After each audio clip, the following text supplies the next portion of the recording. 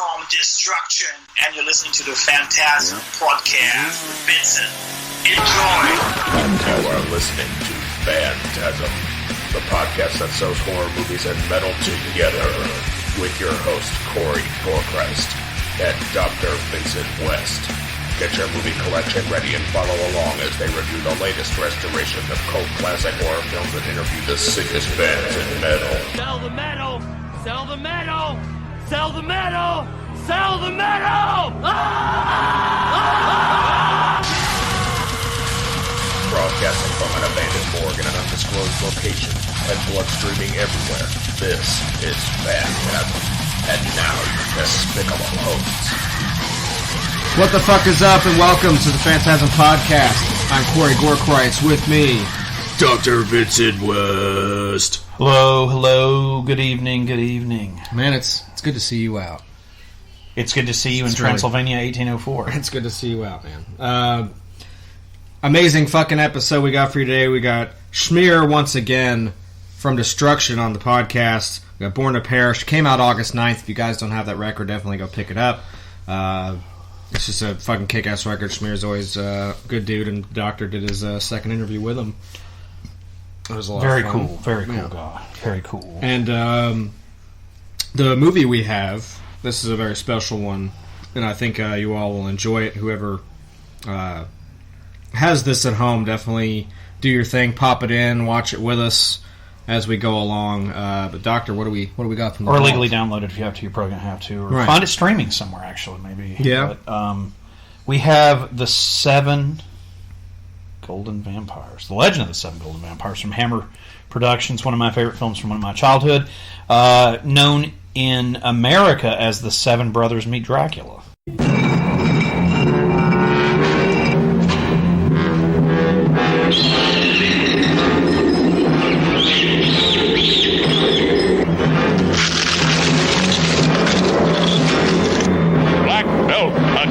Black magic in the greatest battle of all time.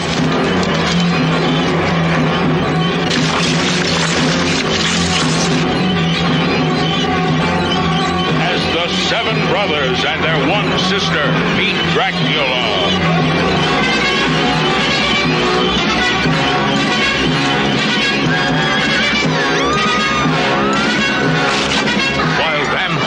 Drink the blood of the virgins and turn them into zombies.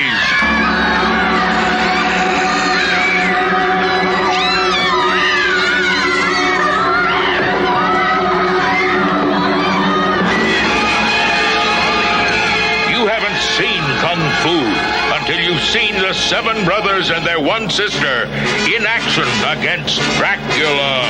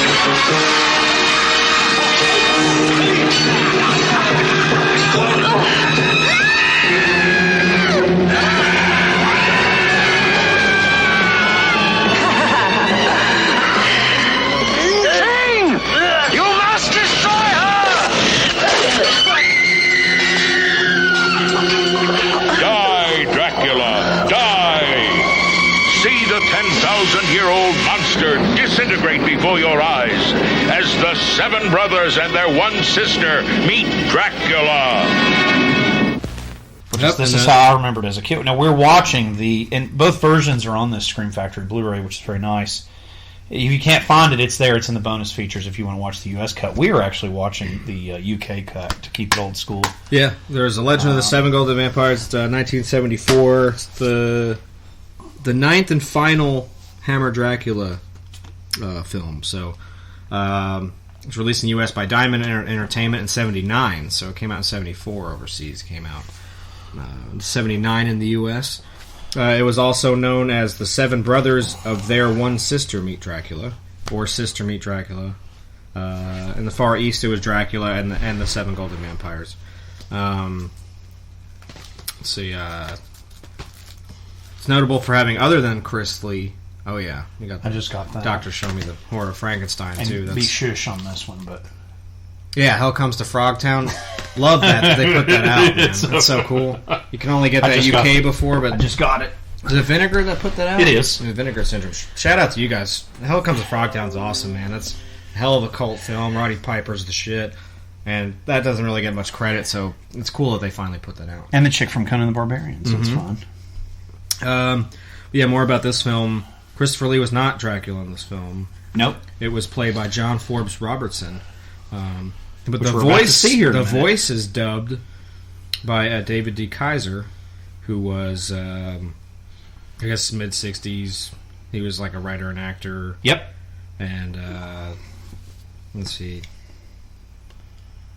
They acted together again. Jane Arden, they worked with each other a couple times. Was set in London and featured music by Procol Harum, a movie called Separation. That's pretty cool.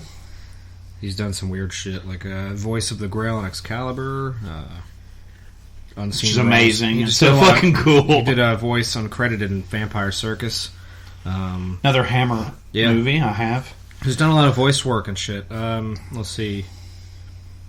Before his voice can also be heard on the trailer included in DVD releases for The Dark Crystal. So that's pretty awesome.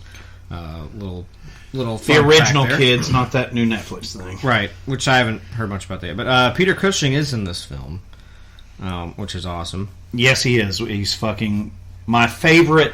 A lot of people, and I love Christopher Lee, but for me, if Cushing's in it, I'm buying it. Oh fuck yeah! And as a kid, no contest. I don't know why I was drawn to him. I love Christopher Lee. Christopher Lee is Dracula to me, but Cushing, he's such a cinematographer in this. The main one anyway is John Wilcox, and he's done things like The Evil of Frankenstein, The Skull, which we did way back in the early beginnings of Phantasm with good old Dallas.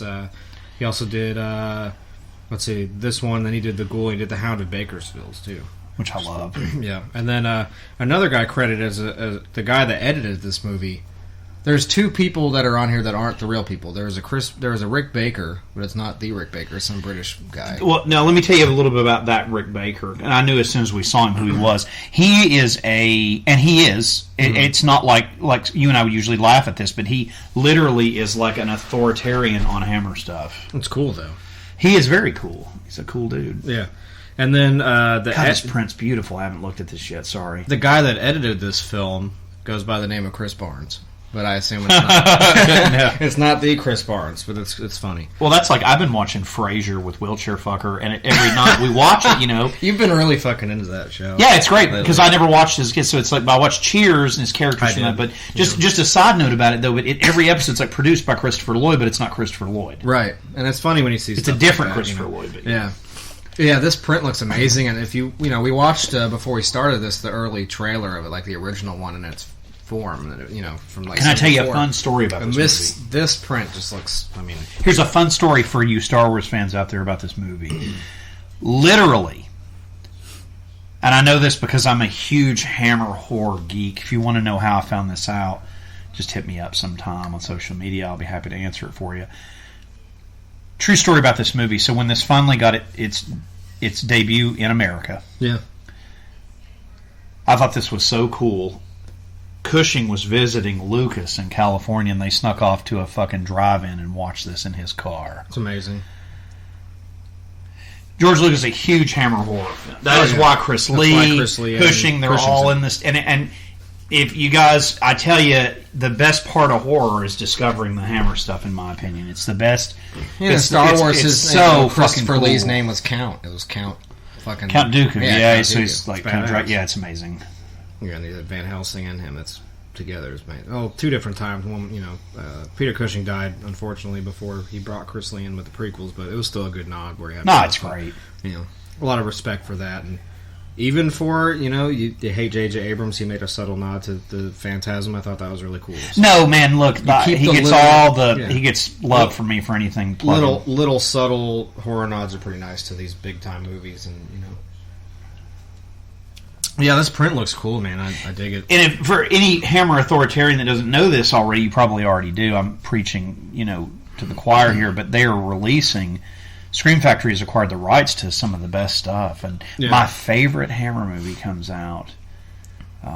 It comes out in October, and The Devil Rides Out. I finally get me a Blu-ray copy of it. Finally. And if you guys don't know about that, it's just look up the trailer for it. I'm talking too much about Hammer. I'm sorry. It's amazing. No, this is it right here.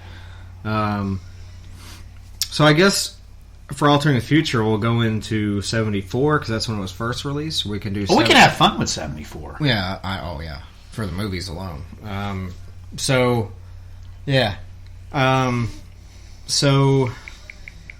think we'll do 74. Do it for the Doctor too. He likes that year. I like that year. Because 79 is when it came out in the U.S., but we'll give it to the UK. Well, no, you know what? Why don't we? Do we have time to do both? Yeah, I can run through them both if you want. You can do the same with the music. Okay, let's do it. Probably less, but we'll kick off Altering the Future here for you guys. We'll take you back into the time of 1974 and 1979. It's probably a first on Phantasm, honestly, where I don't know if we've done that before, so this will be a lot of fun. There's a lot of really good movies. 79 is going to be a blast for movies. And what are we starting with? We'll do the movies. I'm going to pull it up here. No. I mean, what year are we doing first? 74. Okay. We'll go ahead and run through it. Oh, well. Chuck's not having a good day today. It's technical difficulty. Come on, Chuck. I'm trying to channel my inner fucking darkness here. All right, well. Chuck's not having a good time, so he's like altering the podcast. All right. There's a lot of good horror that came out in 74. Let's see. We'll just get right into this bad boy here. I always try to do the horror last. So we'll start off with a really good 1974 movie and a badass fucking Sean Connery movie, Murder on the Orient Express. Wow, that's a good one. Godfather Part 2. You got Death Wish, fucking Charles Bronson, nasty. It's good stuff. You got Foxy Brown, Pam Grier, another badass Sean Connery movie. You got, Burt Reynolds movie. You got Longest Yard, the OG. You got James Caan and The Gambler. It's a good fucking movie. Let's see what else we got. One of my favorite movies to come out that year for sure is Man with the Golden Gun. James Bond, fucking Roger Moore, and another Hammer nod. Christopher Lee, baby. Because the director of that movie was a huge Hammer fan. Yep. So it was just flowing at this time. The Great Gatsby. Most people have to watch that turd in school. I never really cared for it, but it's all right. Arabian Nights, that was big then. I like the remake better. Yeah, the remake was good. Yeah. I'm just really stalling. I really want to get into the horror shit. It's so fucking good. Do it. You don't have to do that. I'm going to see if there's anything else here from 74. Oh, Blazing Saddles. One of the best comedy films ever made. So good. It's Cleavon Little. You got Lenny with Dustin Hoffman. For any fans of Dustin Hoffman out there, there you go. I'm trying to see what else we got. He apparently has the same birthday as me. Yeah. Dustin Hoffman. Which is weird.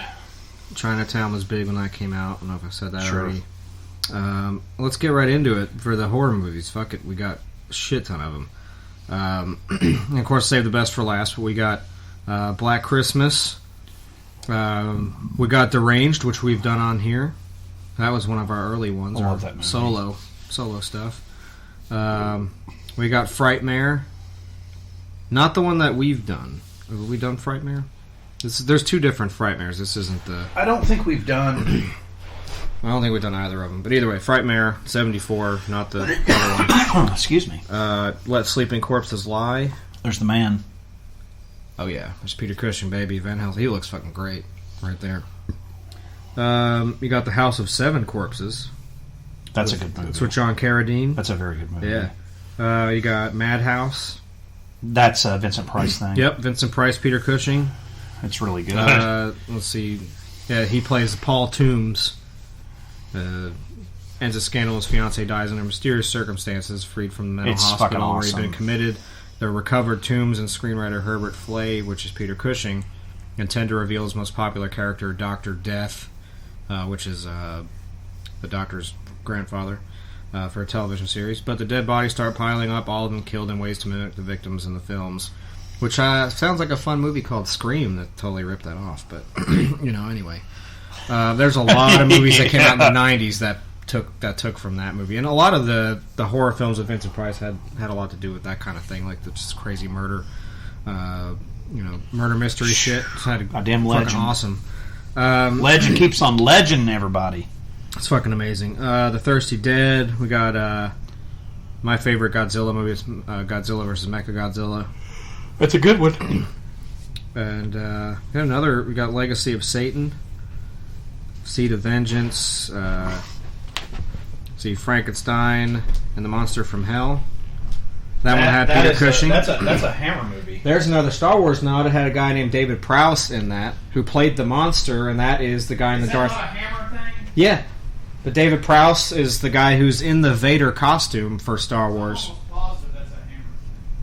And so it's got that Star Wars nod within a horror thing, so that's pretty cool that it's got Darth Vader in there, or at least the guy behind the suit, not, of course, James Earl Jones did the voice of Vader, but, there's a lot of that. That's pretty cool that that's tied into it. We also got It's Alive. That is a good movie. I've got that box set with all those sequels in it Scream put out. Yeah, and actually you can find it at FYE right now. They're bringing out a lot of that shit.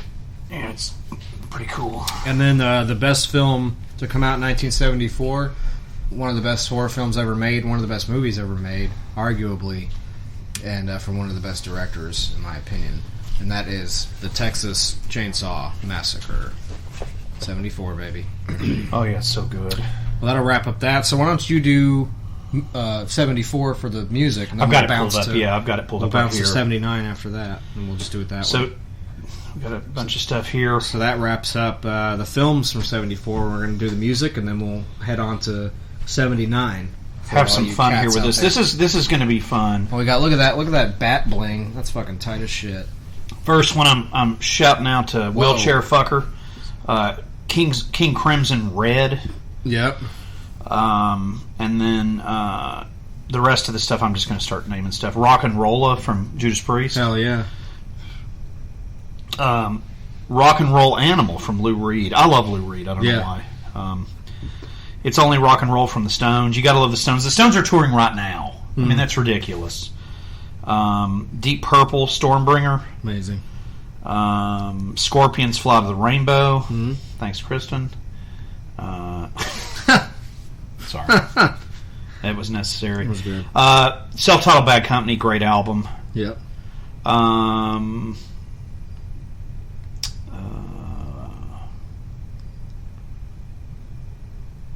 Harder Than Hell from Kiss. Oh, yeah. Mr. Borger there. Yep, that's a good one. Hell on the Mountain Grill from Hawkwind. I don't know if Lemmy's on that or not. He's on one. I don't remember if that's I'm going to give him a shout out anyway because he was in the fucking band. Fuck yeah. Self-titled Rush record. I hate that record, but I'll give it a shout out just because it's Rush. Right. It sounds like Led Zeppelin. Yeah, it does. Apostrophe from Frank Zappa. Great record. Love him. Burn from Deep Purple. Another great album. It's featuring David Coverdale. Oh, yeah. Leonard Skinner's Second Helping. Say what you will about it. It's good stuff. Yeah. Jackson Browne, Late for the Sky, singer-songwriter. I like him. I like more of his later stuff, but Running on Empty and shit like that, but whatever. Too Much Too Soon from the New York Dolls. Bridge of Sighs from Robert Trower. Country Law from Roxy Music, which would become very popular in the 80s. Get Your Wings from Aerosmith, which is a really good album. Diamond Dogs from David Bowie. Taking Tiger Mountain from Brian Eno, kind of snobbish music there, throw a little hipster stuff at you. Pretzel Logic from Steely Dan, which Chevy Chase, Jeff Goldblum were members of, and Peter Weller were all members of that band at one time. Wow. Not on that album, I'm not saying that. Right. Yes, Relayer, amazing shit. Queen 2. Yeah. Queen Sheer Heart Attack. Amazing. 461 Ocean Boulevard from Eric Clapton. The Lamb Lies Down on Broadway from Genesis. And then my number one album from that year, Secret Treaties from Blue Oyster Cult. Awesome. All right. It's fucking bitchin'. We gonna try Chuck again for 79. Yeah, maybe Chuck owes us one because that was a little bit. Come on, Chuck. He was like drunk or something. I don't know what his deal was. 1979. He was like, future. Like, come on, dude. I'm trying to channel this here. Love you, Chuck. Thank you. Appreciate it.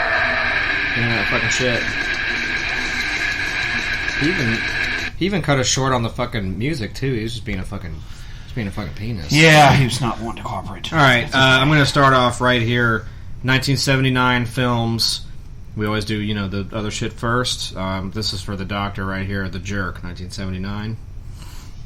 And we got, let's see, the Muppet Movie was 79. God, I love it. 1941, John Belushi, Dan Aykroyd, Robert Stack. It's fucking amazing. Great movie. You got the first film with that Bill Murray did with Ivan Reitman, and that's Meatballs, 1979. Great movie. You got Life of Brian, Monty Python. You got the Bugs Bunny Roadrunner movie. I fucking love it. Rock and Roll High School, so the Ramones, and had fucking PJ Souls talk to her about that on an interview we did. It's up on Spotify and YouTube, all that bullshit. Got the Frisco Kid, which is Gene Wilder and fucking Harrison Ford. It's fucking hilarious. Richard Pryor live in concert. I'll give him a nod. Oh God, are you kidding me? These are fucking. Got Americathon, which had John Ritter. He tried to bail out the country with the telethon or whatever. This was like set in 1998 in the movie, but it was narrated by George Carlin, so that's a double nod to Ritter and Carlin. Love them both. Oh yeah. Jack Tripper. Yeah. What else we got here? There's also some of my favorite movies came out this year. I mean, just amazing stuff. So let's really see any more comedy ones. So we're going to get into the drama. We got some Escape from Alcatraz. Love that movie. One of my favorite Clint Eastwood movies. Yeah, it's good stuff. And let's see. You got Rocky 2. Love it. Apollo Creed. Carl Weathers. It's good stuff. That's about it for that too. Let's see. Got Star Trek: The Motion Picture. Love it. And here's some of my favorite movies that came out in '79 right here. You got Mad Max. Love it. My favorite James Bond film, Moonraker. It's so good. I love that fucking movie. Black Stallion's good shit. Good shit. No, it's good. It's good. It's good. It's good. You had a Dracula movie come out. It was Jan Francis was Van Helsing, and Count Dracula was Frank Langella. It's just called. Oh, it's the Universal Dracula. Or it was Mina Van Helsing was Jan. They're about to put that out on. Professor Van Helsing was Lawrence Oliver. Yeah, it was the '79 Dracula. Yeah, they're about to put the Scream's about to put that out. It's pretty cool. It's worth. Yeah, it's a little slow, but it's Frank Langella's fun. Oh yeah, I like him better Skeletor. And let's see, the last one I'll do for the normal films, not horror, is The Warriors. Fucking awesome. So goddamn good. And then jumping into the horror, we got some greats right here. I'll just start out with the big one. We got the Amityville Horror, 1979. So good. With good old James Brolin, Margot Kidder. Can't go wrong with all that. It's a perfect movie. The Brood, David Cronenberg. Which love it. We watched that. We did I don't know if we did it for a podcast. I think we just watched it one night because I don't remember it being on an episode. I think that was one of our scrapped ones. You guys, might have to, might have to put that one up eventually. Zombie, Lucio Fulci. It's fucking nasty. It's great. Got fucking the OG Alien. Shout out to Chris from Eternal Bleeding. He's like obsessed with that film, so that one's for you, brother. It's so good. Yeah, it is good. It's amazing. You got Prophecy. They're about to put the Blu-ray of that out. I've already pre-ordered it. It's a really... We'll have to watch it on there. It's a good one. We need to. Salem's Lot. Love it. It was good. You got Savage Weekend. Love It's it. like I've an got old it on Blu-ray. slasher. I've got it. The Victors. Kino Lober put that Savage Weekend out. Yeah. That's pretty cool. Let's see. Just some weird ones on here. But we'll go to the Visitor. Gotta mention that one too. That one had Lance Henriksen. Yeah, that's a weird movie. It is weird, but it's one of those little things. No, it's not bad. It's just weird. You got the Butterfly Murders. That's a weird one. It's almost like an action film, but the last two here. Got the Driller Killer, which I still have a steelbook that was given to me by you, sir. Yep. Oh yeah. Happy birthday. I guess I'll mention the Nosferatu the vampire film also. People that like that shit. That was just a weird movie for me to watch, but it was good. And then the final one, 1979. For most of you people, you've already known since before I started doing this list for this year that this would be on here, and I'll save it always for last. Is the film that culminates this whole thing, and it's just it's my favorite horror movie of all time, and that is Phantasm. 79, baby. Yeah. So, yep. And then we'll go back to the Doctor now for the music of 1970. I want to do a shout out to something real quick that is not related to any of this, but it did release on this day that we're recording on. Yeah. Dawn of the Dead was hit theaters today. It's true. I want to just mention that. So I did something different for 1979. I'm going to do two different genres for you. First, we're going to start out with punk albums from 1979, when punk was actually real. Mm-hmm.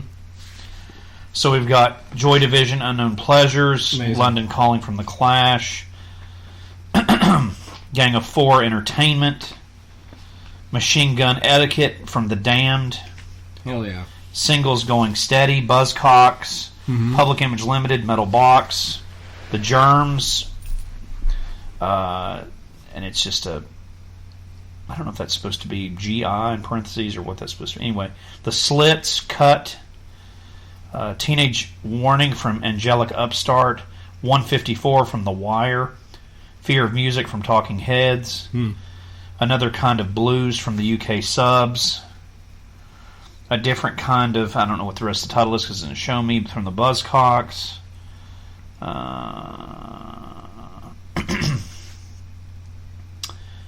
Duty Now for the Future from Devo, love Devo. Nice. Dragnet from The Fall, and Life in a Day from Simple Minds, Dawn of the Dickies from the Dickies, Nice. The Great Rock and Roll Swindle from the Sex Pistols, Look Sharp from Joe Jackson, which I still love. Is she really going out with him? Anyway, Yeah. It's amazing. Generation X, Valley of the Dolls, which would be Billy Idol's band. Yep. The Birthday Party, Door Door. Wow. This is some stuff I grew up with. Yeah. Blondie, Eat to the Beat. It's Alive from the Ramones. Mm-hmm. And then last but not least, Nervous Breakdown from Black Flag. Amazing. Now, we're going to switch over to hard rock / metal stuff from 79. This will just take me a second. 79. Oh, yeah. All right, here we go. Anybody that knows me knows what my number one album of this is going to be. All right. Let me back up a little bit here. I'll go wind it down. Got some good stuff here. Quite Right 2, which has got Randy Rhoads on it. Mm-hmm. Harder and Faster from April 1. Journey Evolution, which is a very fun. On Parole from Motorhead. Self-titled album from Axe. The self-titled album from Accept. Samson Survivors, which featured Bruce Dickinson. Dynasty from Kiss. Self-titled Saxon from Saxon. Live Killers from Queen. The Soundhouse Tapes from Iron Maiden. Magnum 2 from Magnum. Mirrors from Blue Oyster Cult. Great album. Yeah. Down to Earth from Rainbow. Shout out to Graham Bonnet for doing vocals on that badass record. You know, my favorite one is... Not in the Ruts from Aerosmith, which is fucking fantastic. Into the Outdoor, Strangers in the Night. Strangers in the Night from UFO. Thanks, Kristen. Unleashed in the East from Judas Priest. Fucking one of the best live records ever. Bomber from Motorhead. Yep. Black Rose, which is one of my favorite Thin Lizzy albums. It's so fucking good. Van Halen 2, which is the absolute shit. Overkill from Motorhead. Love Drive from Scorpions. Thanks again, Kristen. And then my favorite album from 1979. Yeah. Highway to Hell, AC/DC. Oh, it's... That's it. What, you didn't say my favorite on there. Did I not say it? No. Well, it ain't in this list then. There it is. Oh, Dynasty? Yep. Well, I did say Dynasty. Oh. You just didn't hear. I said for Corey, Dynasty. Oh, well. I have, me and Chuck are both just off the wagon today. No, it's all good. Chuck, yeah. Kiss Dynasty, there you go. And Highway to Hell would be my second for sure. My favorite song on that Dynasty record is "What Is My on Fire." My record used to skip, and it would go, what is my anyway.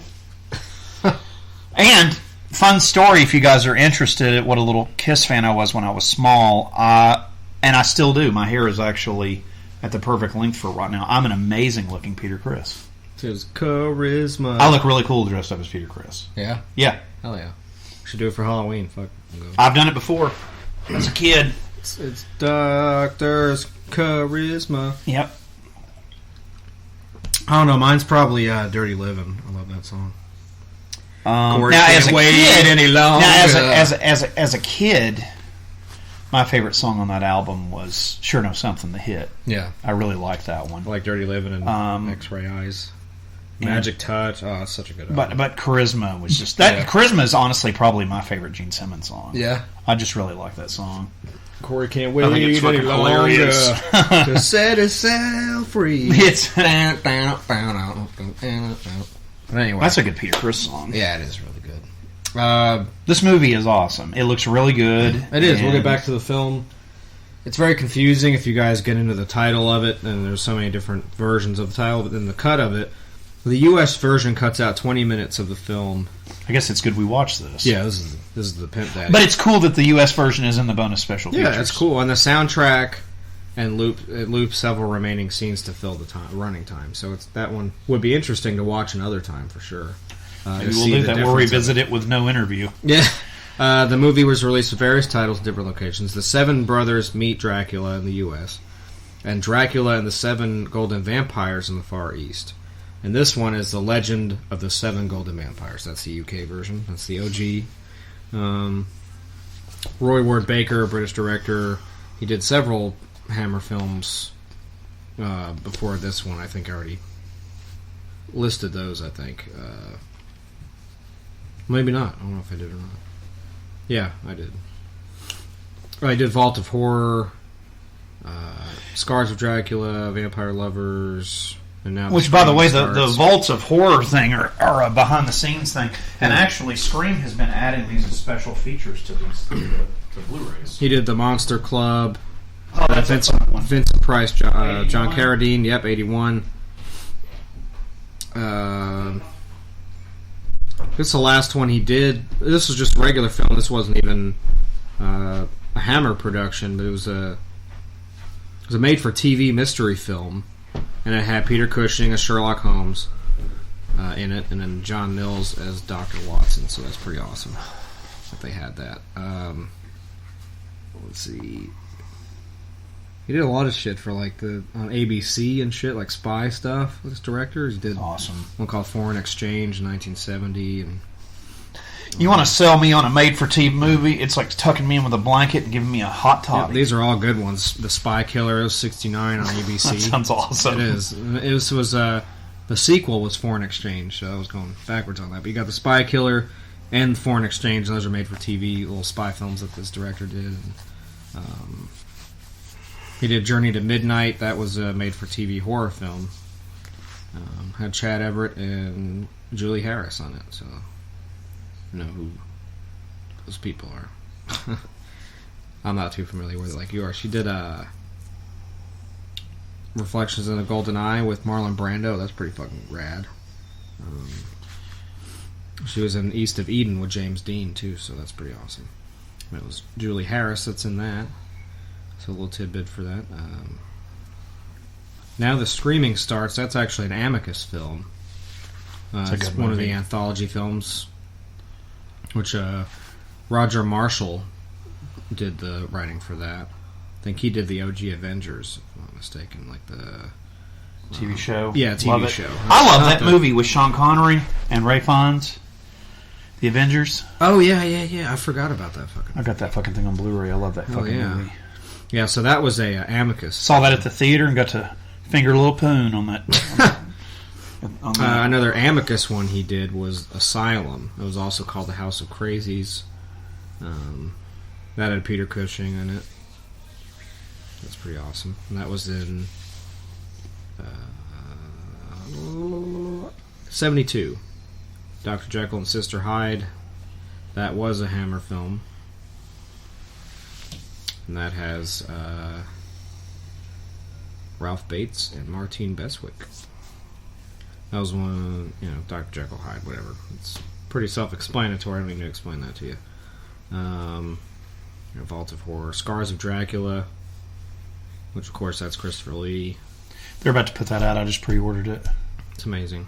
I'm telling you, I have about everything. You ought to see all the Dracula shit I have. It's ridiculous. The film breaks the continuity maintained through the previous entries, whereas at the end of the preceding film, Taste the Blood of Dracula, the Count met his end in a disused church near London. This film opens with a resurrection scene set in Dracula's castle in Transylvania with no explanation of how his ashes got there, although they might have been returned from England as a contingency by the young acolyte from the prologue of my favorite Hammer Dracula film, is Dracula AD 1972, which is also on Blu-ray now. Furthermore, in The Scars of Dracula, the Count has a servant named Clove, played by Patrick Troughton. In the third film of the series, Prince of Darkness, Dracula has a servant named Clove, played by Philip Latham, who appears to a different character. Oh yeah, that's fucking awesome. Yeah, that's my favorite right there. Now, is that an actual... That's a Warner Archive. Warner Archive, yeah. Yeah, that's nasty. Yep. Nasty. Let's see. The disruption of continuity caused by Scars of Dracula reflects the fact the film was originally told as a possible reboot. In the event Christopher Lee elected not to reprise the role, but he actually did. So, it was the first of several Hammer films to get an R rating. So that Scars of Dracula one definitely picked that shit up. Just came out not too long ago. So, Vampire Lovers. Scars of Dracula comes out in like 2 weeks. It's amazing. I'll have to get it. It's iconic too. It's first to Hammer films to get the R rating, so that's pretty bitchin'. Definitely hop on that for your horror collectors. The Vampire Lovers was 1970. I'm jumping all over with the timelines here, but this is all Roy Ward Baker. Those movies jump all over the timelines. These are all Roy Ward Baker that directed this film, so it has a lot to do with it. This has Peter Cushing in it. Vampire Lovers, 1970. It's part of the so-called Karnstein trilogy of films, the other films being Lust for a Vampire and Twins of Evil. Twins of Evil I have. They're explicitly depicting lesbian vampire themes, which you gotta love that shit. Yep. So, nothing wrong with that. Early 19th century Styria, Beautiful Blonde, which Kristen Holdham materializes from Misty Graveyard, encountering the Baron Harthog, a vampire hunter out to avenge the death of his sister. And this is daughter, many years later, dark-haired lady, her daughter Marcella. Hold on, that's genius. Can I say something right now so we don't forget this? Do it. If there's a woman crazy enough to date me, and she ever visits our podcast, even though this is a thing with you and me, she will, from this moment forward, be known as Misty Graveyard. That's pretty fucking awesome. I'll have to write it down. You heard it here, folks. Dr. West gets in the zone with his crazy... In the care of General Spilsdorf, which is Peter She Cushing, will be my wife, Misty Graveyard. and his family in Styria. Marsilia quickly befriends the General's niece, Laura, Pippa Steele. Laura subsequently suffers nightmares as she is being attacked and dies from gradual sickness, whereupon Marcella departs. So if you guys caught any of that, just go watch The Vampire Lovers, also Roy Ward Baker. It's pretty fucking awesome. And he's won a Golden Globe for Best English Language Foreign Film in 1959. So he did a lot of good television shit for ABC and spy stuff back in the day. He's done a few Amicus and Hammer horror stuff, which includes this film. So it was served as a reboot. This one, I think, too. The timeline continuity is not strictly adhered by the filmmakers in the Hammer Dracula series. Therefore, it is unclear as to whether this is the same Van Helsing that appeared in the original 1958 film or the relative. So, not really sure. Here's what's cool, though, kids. If you watch the U.S. cut, you're looking at two total different films. I just looked at the running time. Got 78 minutes on the U.S. cut. Yeah, they cut out 20 minutes of it in the U.S. version. Just to make it kind of like a hi-ya, and it's over. Yeah, this one's got a lot of Which I think stuff. We might have to watch it sometime. Yeah, I'd like to. Because that's the version I know. I'm watching something that I only probably saw on like DVD in like the 90s or something. Let's see, Chang Che. Because Anchor Bay, this was the only cut you could get of this. Chang Che is a veteran Hong Kong action director, worked on the movie, though only Baker is credited. He took over the making of the film after Gordon Hessler left it weeks before.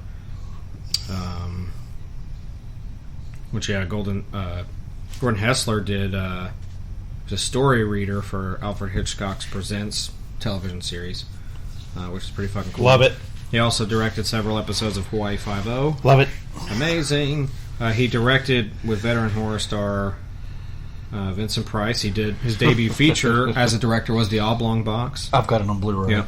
He also did Cry of the Banshee, Scream and Scream Again. Scream and Scream Again, I've got on Murders Blu-ray. in the Rue Morgue, The Golden Voyage of Sinbad. Love it. Hold on, real quick. Golden Voyage of Sinbad is one of my favorite movies. Fucking love this. But what I was going to say, rewind. Cry of the Banshee? No, Scream and Scream Again is streaming right now if you kids want to watch it on Amazon Prime. It's on there Amazon for free. Prime, hell yeah. 1970, Scream and Scream Again. It's very good. Kiss meets the Phantom of the Park. I didn't know he did that. That's fucking awesome. That's fucking cool as shit. We got another Kiss nod. Pray for Death and The Girl in a Swing. Wait, Pray for Death from 85? Yep. Sho Kasuji, Arrow. I've got that bitch. Hell yeah. If you guys are any fans, I will always tell you to watch Revenge of the Ninja, Ninja 3 The Domination, and Pray for Death. Oh yeah, those are nasty. And that is who... Those are real ninja movies. They're not like some kind of bullshit like... He was one of the people at the helm to direct this film. But he just got canned. He left weeks before. Now, was there a different director that did the U.S. cut? Is it considered a different director since it got butchered? Yeah, I guess that was where Baker was already taken over, and they had the final cut, and they cut 20 minutes of it for the U.S. version. Because they've had about 3 directors.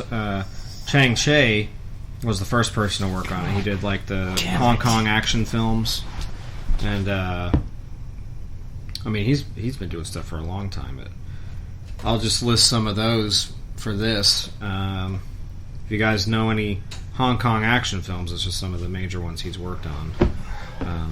I'll just do the ones as a director: The Happening and Ali Shan, Wildfire, The Butterfly Chalice, Tiger Boy, The Magnificent Trio, Obviously.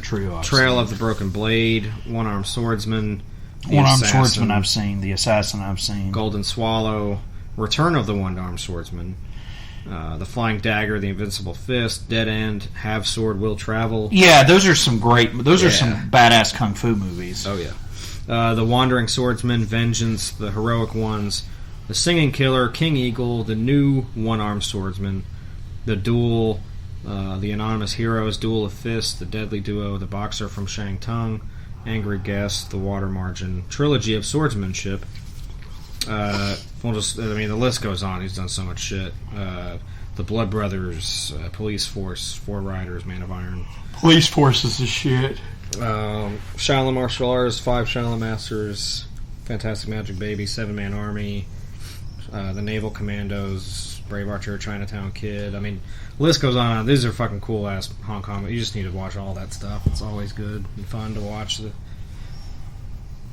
kung fu stuff. So yeah, the Roy Ward Baker took over, and filming was hard as both Chinese and British crews had to work together despite the language barrier.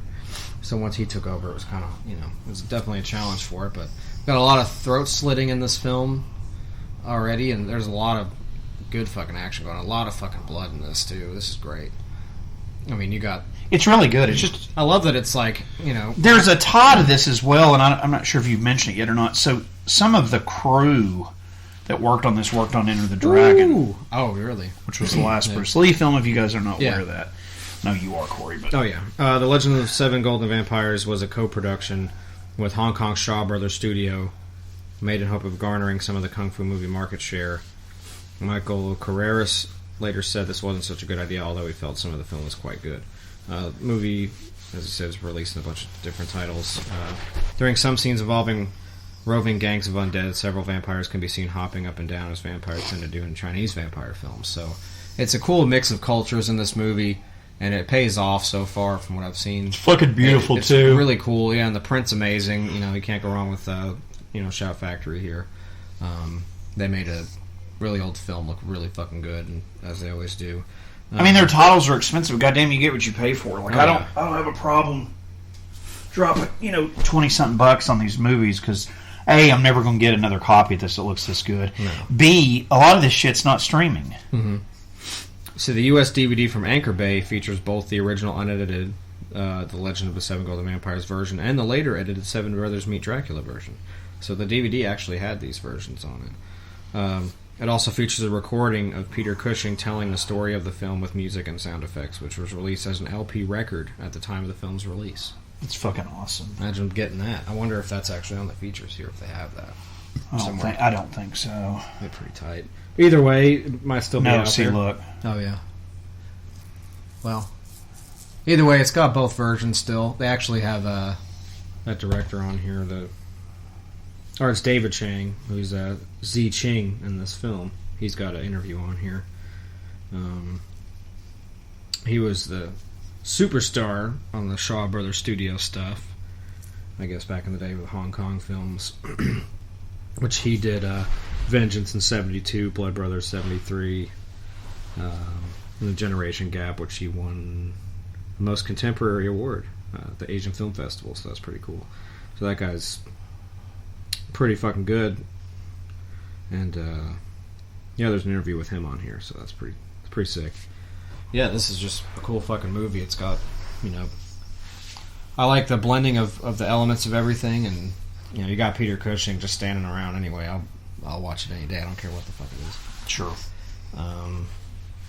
There he is. Yeah, badass. In his suit, he always looks dapper as fuck, and this has got to be one of the last things he did. Yeah, it must be. This was what? I mean, you figure it's released in 79 in America. It's got to be... I mean, I don't know what year he died, but... He died in 94. But I don't know if he was acting past Star Wars, Right. I don't either. Let's see. But if you go by that U.S. release, this was released after Star Wars over here. Right. So he did Star Wars in 77. Well, he did Shockwaves after Star Wars. Which I have. Forgot about I love that movie. We need to do that one. Yeah, we do. Touch of the Sun, he did... You know what else we need to do on here? And I want to apologize that we've never done this, because it needs to be done on Phantasm, and I don't know why we've never fucking done it, honestly, is fucking...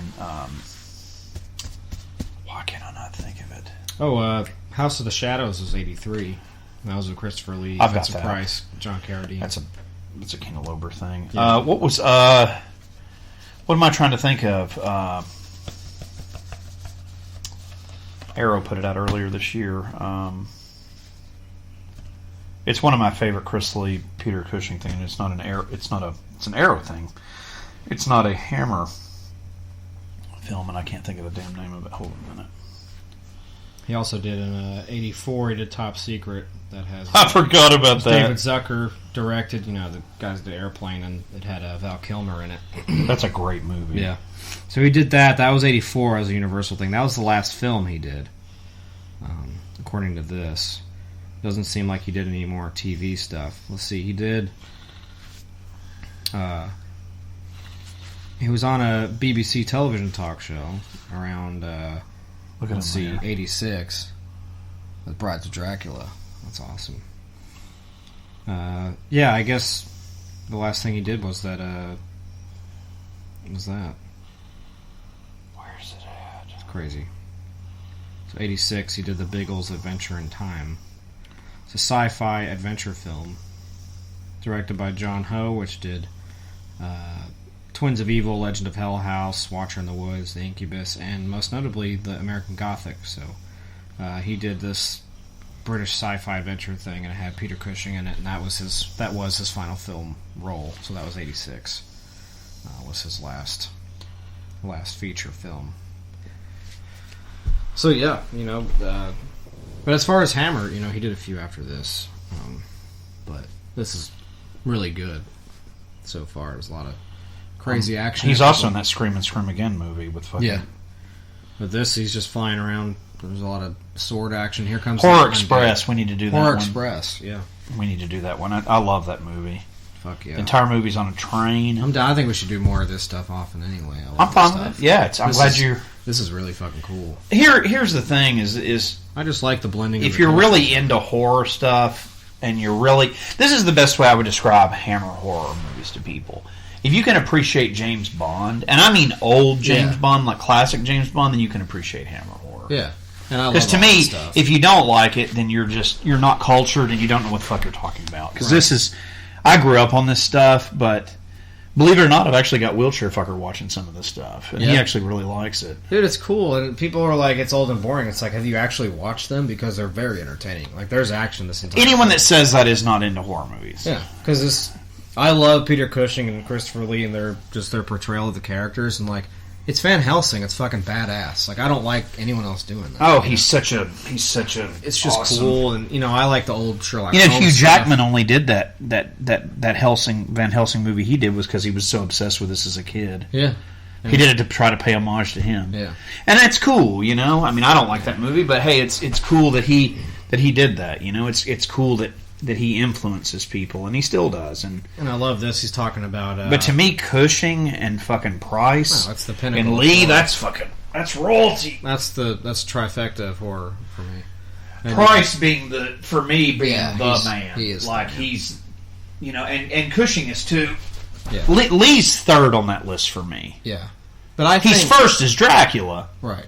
But no, Cushing's the shit. Oh, he's so Professor Van Helsing, and Vincent Price is more of he's the, he's just kind of the face of. Funny story. They tried for so long to get him to star in a movie with them when they were younger, do a Hammer thing, and it just never happened. However, I will never regret that because I would not have all my great Roger Corman stuff that Vincent did with that, which that stuff to me is untouchable. Yeah.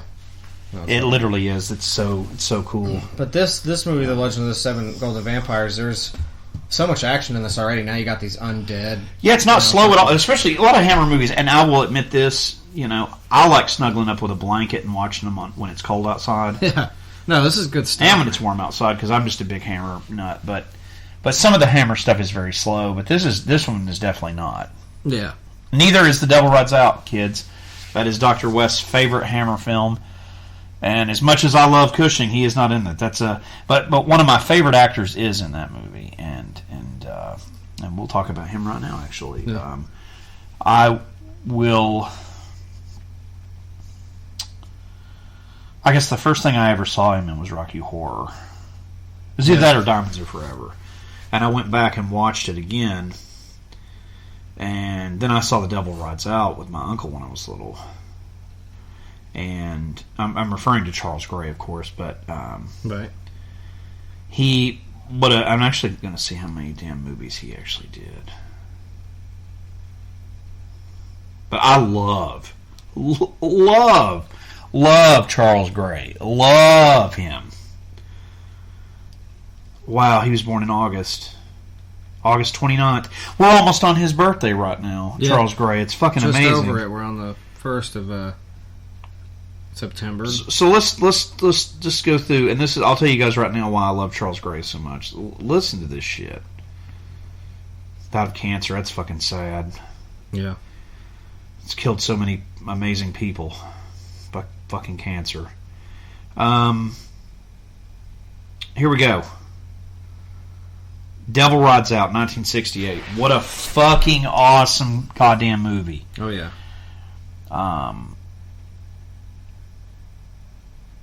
And then he was in The Executioner. He was in When Eight Bells Toll. Diamonds Are Forever. Theater of Blood, which is a Vincent Price movie. The Beast Must Die, which is a Hammer horror film. And then Rocky Horror Picture Show. And then he did a bunch of other stuff, too. I fucking love Charles Gray. Oh, yeah. He's a fucking badass in that movie. And originally they wanted another actor to play him, and they ended up getting Charles Gray because there's some Mr. Skinless for you. Some Asian tits. Oh, yeah. What timeline we got on that? We're at 52 minutes, right on the money. Oh, yeah. 15 minutes, Mr. Skinless? I think that... Oh, shit. And the vampire in this that's Asian will forever be known as Screaming Mad George. Oh, yeah. Just because it just reminds me of him. We got a nosebleed. There's more Mr. Skinless. We got a napkin or something. Oh, God. Yeah. Yeah, when it gets really hot and pressure, I get nosebleeds now. I'll be right back. Hold on. Ooh. That's crazy. Damn way. I think he's got some in his cabinet. Ooh. Just hold the phone for me. Very good as death metal as fuck. Get some nosebleeds going. I don't get them that often, but it's not like bad right now, but it happens. Get the fucking weather going back and forth. Cold and hot. It'll Fucks with me. I'm sorry. No, you're good, man. Thanks. Okay. Hell yeah. It's still like a store closet in there because toilets work in the castle of Dr. West. Fuck yeah. They do downstairs, but We're in the morgue right here. if you need to, do you need some like wipes or anything? Stomp it up once. Be alright. Like I said, it gets a little warm up here. Yeah, the pressure gets to me. I never did that my whole life, and then moved over here, and it gets pretty bad. Oh. I never got them as a kid or anything, but yeah. Sorry for the little delay. We've got some death metal hemorrhaging going on here. Now, this movie's tight as fuck, and I love the adventure aspect of a lot of these movies, and just the lore. There was no getting on a plane. As much as that I always value these movies, but watching them and having the appreciation of them already coming before what we watch now, and even during the stuff that started coming out around the times these movies are still rolling out. Sure. This seems to me like the royalty of horror. Like, when you watch it, you're like, this is just like the Indiana Jones of horror films, or all these films, and there's so much appreciation. And it's funny that you said that, because this is the stuff that influenced Spielberg, and you could tell because of the locations, the mixing of cultures, just like how vast the lore of like all the stories are, and how far back, and the collecting of artifacts. Like in this one, they have that bat bling that like they're trying to resurrect the seventh vampire with. So like those like fucking undead vampires are trying to get it, and that's why all these other gangs are fighting each other. And I love the adventure aspect of these, and I always love the filming locations for all this stuff. And you know, when you're watching this, at least for me, who's an actual horror fan, you know, I watched some of this stuff when I was younger, but you know, it was few and far between when I was growing up trying to watch. Well, this stuff, to be honest with you, wasn't really shown. Yeah, when even when I was growing up, really, you know, right. But it wasn't shown on anything. The only way to watch this would be to rent it, or if it came on like Turner Classic Movies. Watching this and having an appreciation for early horror and stuff like that, this is very entertaining to watch to me, because this is like, I don't know, it's just great. Which, you know, if you guys are interested, Turner Classic Movies starting this month in September, they're going to be showing a lot of Vincent Price stuff. So tune into it. It's uncut. It's widescreen. Yeah, it's so worth it. High def. If you guys have never seen it, just. And Turner Classic Movies is usually free with most cable services, so even if you've got something like Sling or something, there's usually a free app for it on there. So I've seen it. Enjoy, you know. Yeah, but these are so worth watching, and people. There's some hot ladies out there. Feel free to masturbate and think of me. Watch you some Vincent Price stuff. Watch you some, because I claim to be his grandson, but right. Well, you know, estranged. You never know. We'd like to think so, but no, these are just so well made, and it's classic stuff. It's also really the acting in this stuff is not shit either. It's incredibly well done. Yeah, and you know, I mean, he's a fucking 5-star actor in my opinion. There's nothing B about him, and that's the other thing. The transition to the Hammer stuff, to your Friday the 13th, your Maniacs, stuff like that you and also they made it big, but it's also still B compared to this. These were like, well, those are so fucking amazing just because of the gore and stuff that's in. They're amazing for other they're amazing aspects. For controversial reasons how they made movies. Here's you something fun. But for these, share this with everybody. These were like award-winning movies, and like they're very Like Shudder's got Hell Nut on there right now. Yeah. And if you're, Wheelchair Fucker had never seen it. Really? Hell Night? Fucking loved it. I thought he had that movie for all I knew. That seems like one of the last. Seems like a Wheelchair Fucker film because that's such a he for the cheesy foul, he movie. Fucking loved it. It's great. I love it. It's yeah. Which guys we did our last the interview before last Immolation. We had that set up as the episode. We recorded it, and then my computer ate it, and it fucked up. So that was never. Did we never put out? I couldn't. It's gone. It didn't. So we have to do that again. When I went to save it, it didn't. So we should watch Hell Nut sometime. We should, but we'll do it with another thing. We'll just redo it because I love that film too. It's a great fucking horror film. It's one of the first ones I watched when I was little.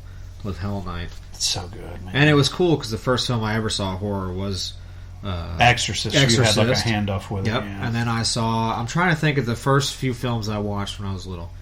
I saw the original Psycho because my mom had it on VHS. So good. So I watched Exorcist, the original Psycho with Anthony Perkins, and then it's so great, dude. What else? Amityville Horror, the original. And then I'm trying to think of what else I watched after that. Hell Night, I guess, was one of them. I swear that was one of the earlier ones. Well, what's funny was it was... And Jaws, of course, I watched. But it was just impossible. Oh, yeah, it's a great movie. But it was impossible to find Hell Night for the longest time. Yeah, and that's why when it came out on Blu-ray, I went and bought the fuck out of that thing. Oh, yeah, it's awesome. It's rad. I got one of the few ones I actually have the fucking slip for. It's that one. Oh, it's a good one. It's a good movie. Well, it's one of the first ones. I guess I got it at Jason. If you need to go to the can and, like... Yeah, I should probably. Do you want to wash pause up real this? Quick. No, we can keep rolling for a split second. Would you go freshen up? We'll let the Mr.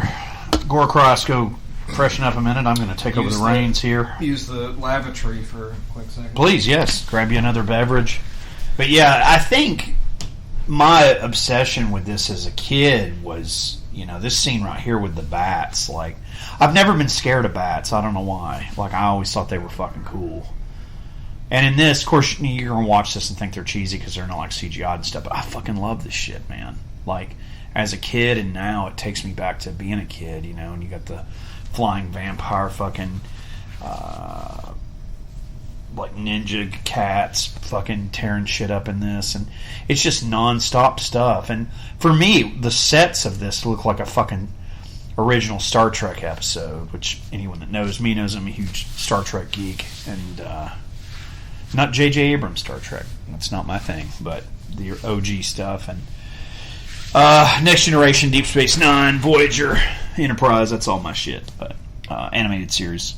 But yeah, this is the sets of this. Because this for me was like Hammer visiting like the like the fucking...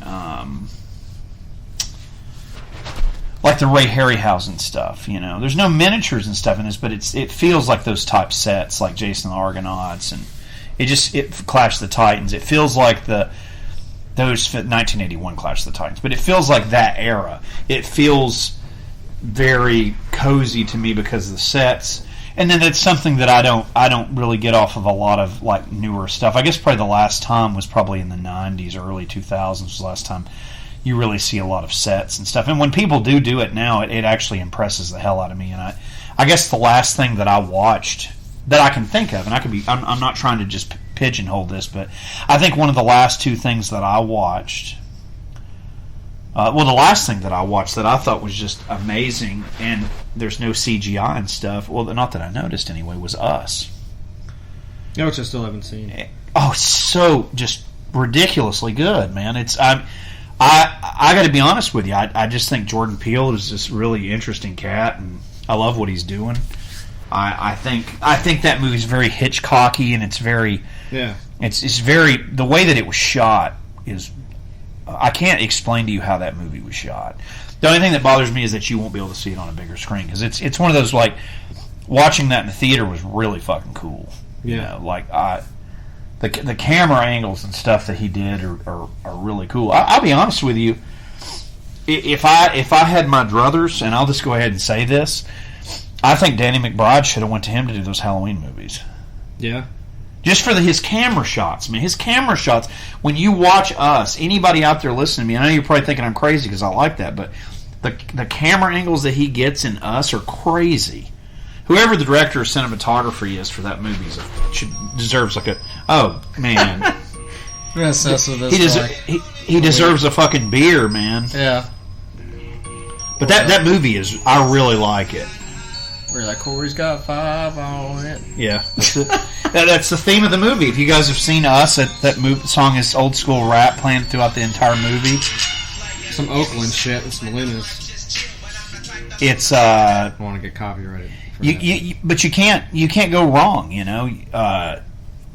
And just like you can't go wrong with this Hammer stuff, to me, it's like it's all intertwined, and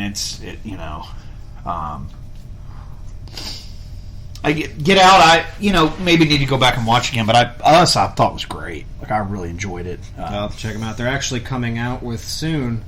Actually, I saw it at Walmart the other day. They have a 2-pack, and it's got Us and the first one. Get Out in it. Get Out, yeah, and Us. But Us, I thought was I just really liked it. I have to check it out. You can't go wrong when you got fucking Tim from Taryn and Merrick Awesome Show in it. Yeah, Tim Heidecker. Fucking love him. He's such a bastard in that movie. He's a drunk ass. He's just a drunk son of a bitch. They got some serious... Which I think is cool because he must be friends with Jordan Peele, which I think is cool. Oh yeah, but they all did that. Well, we got some burning going on with Peter Cushing. Don't fuck around. Van Helsing will fuck you up, and he's got the golden. He's one of the golden vampires, I guess. He just right there. And they got the undead. Yep, that was one of them. He's got to kill 6 more, so they don't resurrect the 7th and get that fucking bat bling. Yeah, they killed 2 of them. Oh, a minute ago you had the green smoke when you were cleaning up the green smoke. So he's already smoked 3 of them. Correct. 3 of the 6. Yeah, the green smoke rolling and stuff, and it's just... And I like how all the little... the other undead vampires kind of scour off whenever their leaders get killed. Another interesting fun fact about this movie, I was reading some comments about this, and I want to share this because he's one of my favorite people on the planet. I've never met him, scared to. But another man that was very inspired by this movie was John Carpenter when he made Big Trouble in Little China. And you can tell. You can totally tell. You really can. Yeah. Even this cave stuff, just all the whole... There was so much lore. What will come out no more? Yeah. Just the whole... There's so much, lore that he created out of it. Yeah. It's just cool, man. I like the mysticism and like the magic kind of stuff mixed in with horror and action. I think all that together is fucking amazing formula, and the horror films have always done that. Where it seems like, whenever I first started watching, whenever these would pop up when I was a little bit older, I always thought some of it was like, it seemed real, this... Because I'm such a horror fan, this old stuff feels like real history, with like Van Helsing and Dracula and all this stuff. It really feels like it's actual history, and it's kind of like the horror movie Bible, really, with all these films, where it creates, a mysticism and kind of like a religion out of it, where you have all this old. This is like the old Bible of horror movies. If you're gonna go and be a horror fan, this is like what you read and you watch to really get a feel for what horror is and was and is. And, maybe I'm going on too much about it, but I think these are the blueprints for everything. But they're more than blueprints. These are the fucking shit, and they always will be. They're timeless classics. All this stuff is. If you don't watch these or interested in them, I don't get that. Well, it's not for... I'm not trying to sell people on this. If it's not for you, it's not for you. But if something that interests you, definitely dive into it and see if you can get into it. But I also like stuff like the Sinbad films. I like the older stuff, movies like this, 70s horror and adventure films. What I'd like to do today is get your version of what happened. Oh, you mean the truth, of course. First, just state your name and your occupation. Egg Shen. Oh, Egg Shen, bus driver. Bus driver, what kind of bus and where, please? Oh, tour bus. Bus for tourists. San Francisco Chinatown. Thank you. Now, before we get to the meat of this thing, do you at the present time have any knowledge of the whereabouts of a Mr. Jack Burton or his truck? Oh, God, will you leave him alone? Mr. Shen, please. You could be in a great deal of trouble. Half a city block explodes in a ball of green flame. Green flame! So all hell is breaking loose here. And there are people who say you're involved, that you might be responsible, that you're a very dangerous man. Now, if you're protecting Jack Burton... Leave Jack Burton alone. We are in his debt. He showed great courage.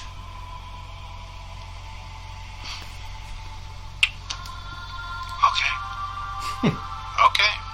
But if I'm going to be your attorney, there are a few things that I have to know that still don't make any sense to me. Like, you really believe in magic? In Chinese black magic? Yes, Paul.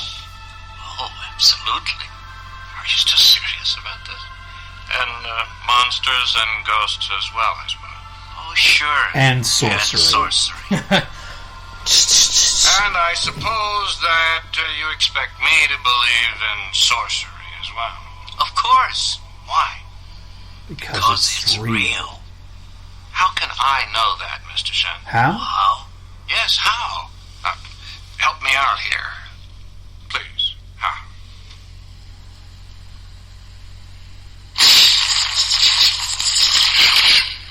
That was just the beginning. That was nothing. But that's how it always begins. That's Dr. West's ringtone, he calls me. He's Pork Chop Express. If you guys never got the anthology thing John Carpenter put out, you should. It's got this on it, like the redone version. It's so fucking good. It's like the best redone track he did. Besides the Christine one. Jack Burton and the Pork Chop Express, and I'm talking to whoever's listening out there. Like I told my last wife, I says, honey, I never drive faster than I can see. Besides that, it's all in the reflexes. True story about this movie. I literally... You know how bad I want that to just be the intro to this podcast? Like, it's just like, it's Jack Burton, Pork Chop Express. Every like night. My last one. Every night. So good. Every night in the mid-90s, when I was living with this girl Holly that I was crazy about, every night, this was literally a ritual for me. This is before I was trying to get off smoking pot at the time, and she was trying to stay sober, so we were doing it together. But every night, after having amazing sex, I would go in and watch original Star Trek at 4 a.m., and then at 5 a.m. I would throw my VHS tape in from Walmart of Big Trouble in Little China. Yeah. I literally watched that thing probably every fucking day. And it never got old. Yeah. It never got old. And I remember it was the summer of '95 when we met, because I had that first Down record and I was all about that. And the your favorite DS record, Once Upon the Cross, was out. Damn right. And I had fucking Symbolic, which I drug her to see Chuck with me on the Symbolic tour. But yeah, it's funny how time passes, but like that movie is and it took a lot of soul searching, and I'll be honest with you, I didn't really know what my favorite John Carpenter movie was until I did this podcast.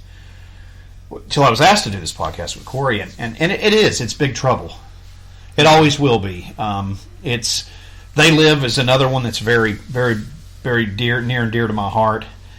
But I fucking love Big Trouble in Little China. Like, it is the shit. It's so good.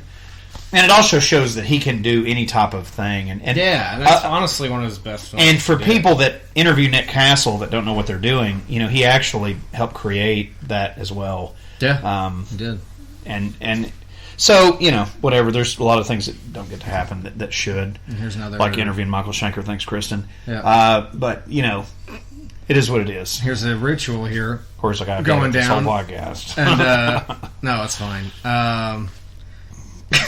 But again, it pisses me off. The lore, the mysticism of films like this, The Legend of the Seven Golden Vampires, and a lot of these other Hammer films, and then when you get to something like Big Trouble in Little China that you see has been inspired by films like this, and he still made his own lore and his own mysticism out of it. Can you not tell where he's into this? Yeah, I mean, it's funny. You can tell they're all.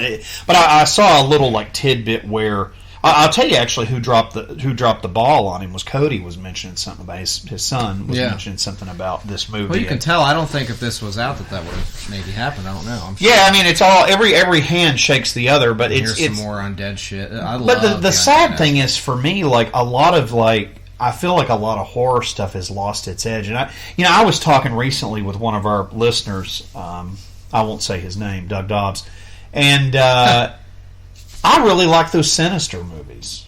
I do too, man. I think, especially, here's the thing I'll say. The second one was rad. Here's the thing about the first one that I didn't like, but starting out, it was a lot of these newer films are really good, and then they try to make this crazy ending, and the ending, they think too much about the endings of some of these movies. But it was very effective. Like, it's a good, it's a good horror movie when the soundtrack is like pretty much part of the film, as like, like Friday the 13th was with Harry Mefferdini. Like, that was more of what the killer actually was than the killer doing stuff. Like, the music made you scared. The killer looks like Mick from Slipknot, but whatever. It's still awesome. It's rad. But going back to like Hitchcock days, I mean, the music made the suspense, and I agree. It made the depth of the film, and it made it scary. And Jaws, shit like that. John Williams or whatever was fantastic at making it part of the music almost like a character itself. So. Again, with Sinister, the music was very good, but also the scenes when the first, bunch of the movie where they show like they were putting in the reels for the and the second. Are you with me on the second film? Yeah, the second one they showed in that film, it was called Family Barbecue. Okay. Raunchy.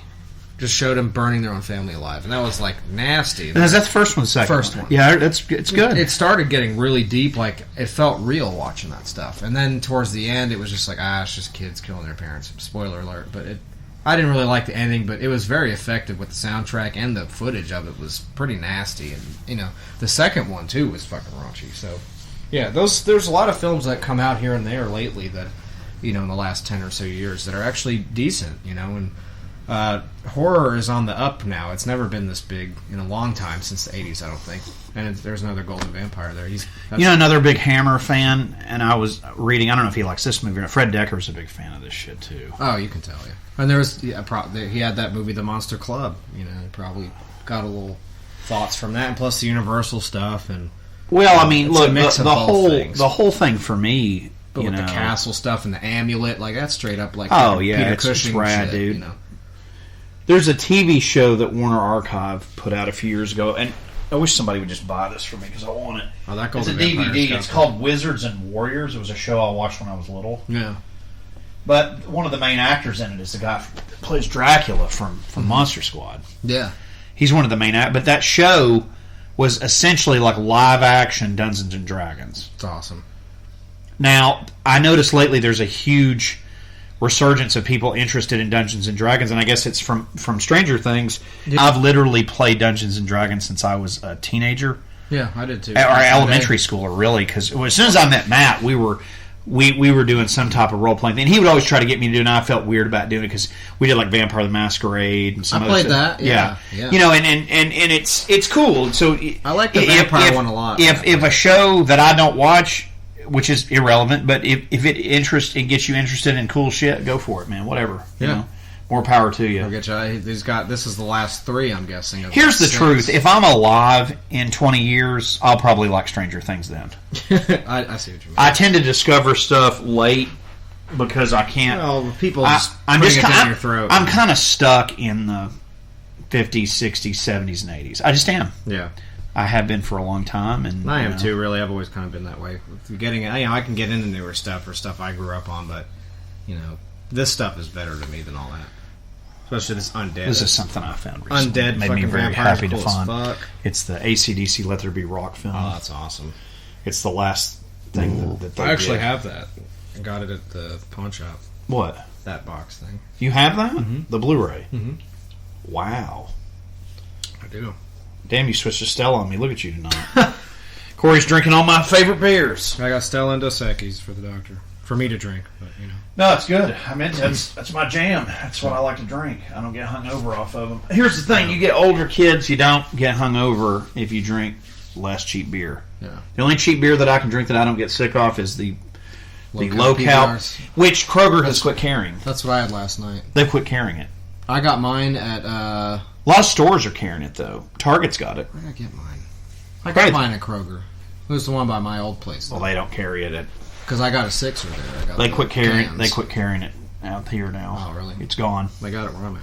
It's fucking stupid. It's fine. I got it at Target. I'm good. Or no, I went to Walmart. They got it at Walmart. Oh, nice. Well, it's good. Yeah. Fucking. Don't think about that. They're fucking stupid. Stop carrying stuff. Wally World. I hate that shit. Thank you for the low cal 6ers. Yeah, that shit's good, man. It's a delicious beer. Good talls and But yeah, when these movies, all the Hammer stuff for me is all. What's cool about this is the later Hammer stuff is fucking rad, and they're starting to put a lot of this stuff out. Like I just picked up, I was showing Corey a minute ago of Horror Frankenstein. I believe that's what isn't it Horror Frankenstein? Yeah, and I love it. You know, and they're about to put Horror of Dracula out, or excuse me, I have Horror of Dracula. They're about to put shit. Let me pull up my wish list. This is the good stuff. See the doctor's wish list. If you guys are on food stamps too, you can get Amazon Prime for $5.99 a month. Just FYI, because I am. Don't make any money doing this podcast. We try, but so Scars of Dracula comes out the 10th, which is really soon. I want the Scott Valentine movie, My Demon Lover, which I absolutely love that fucking movie. Here's some cheap goodies you can get right now off of Amazon. They're really cheap. The Screaming Skull is $12.99. The Vampire is $12.99.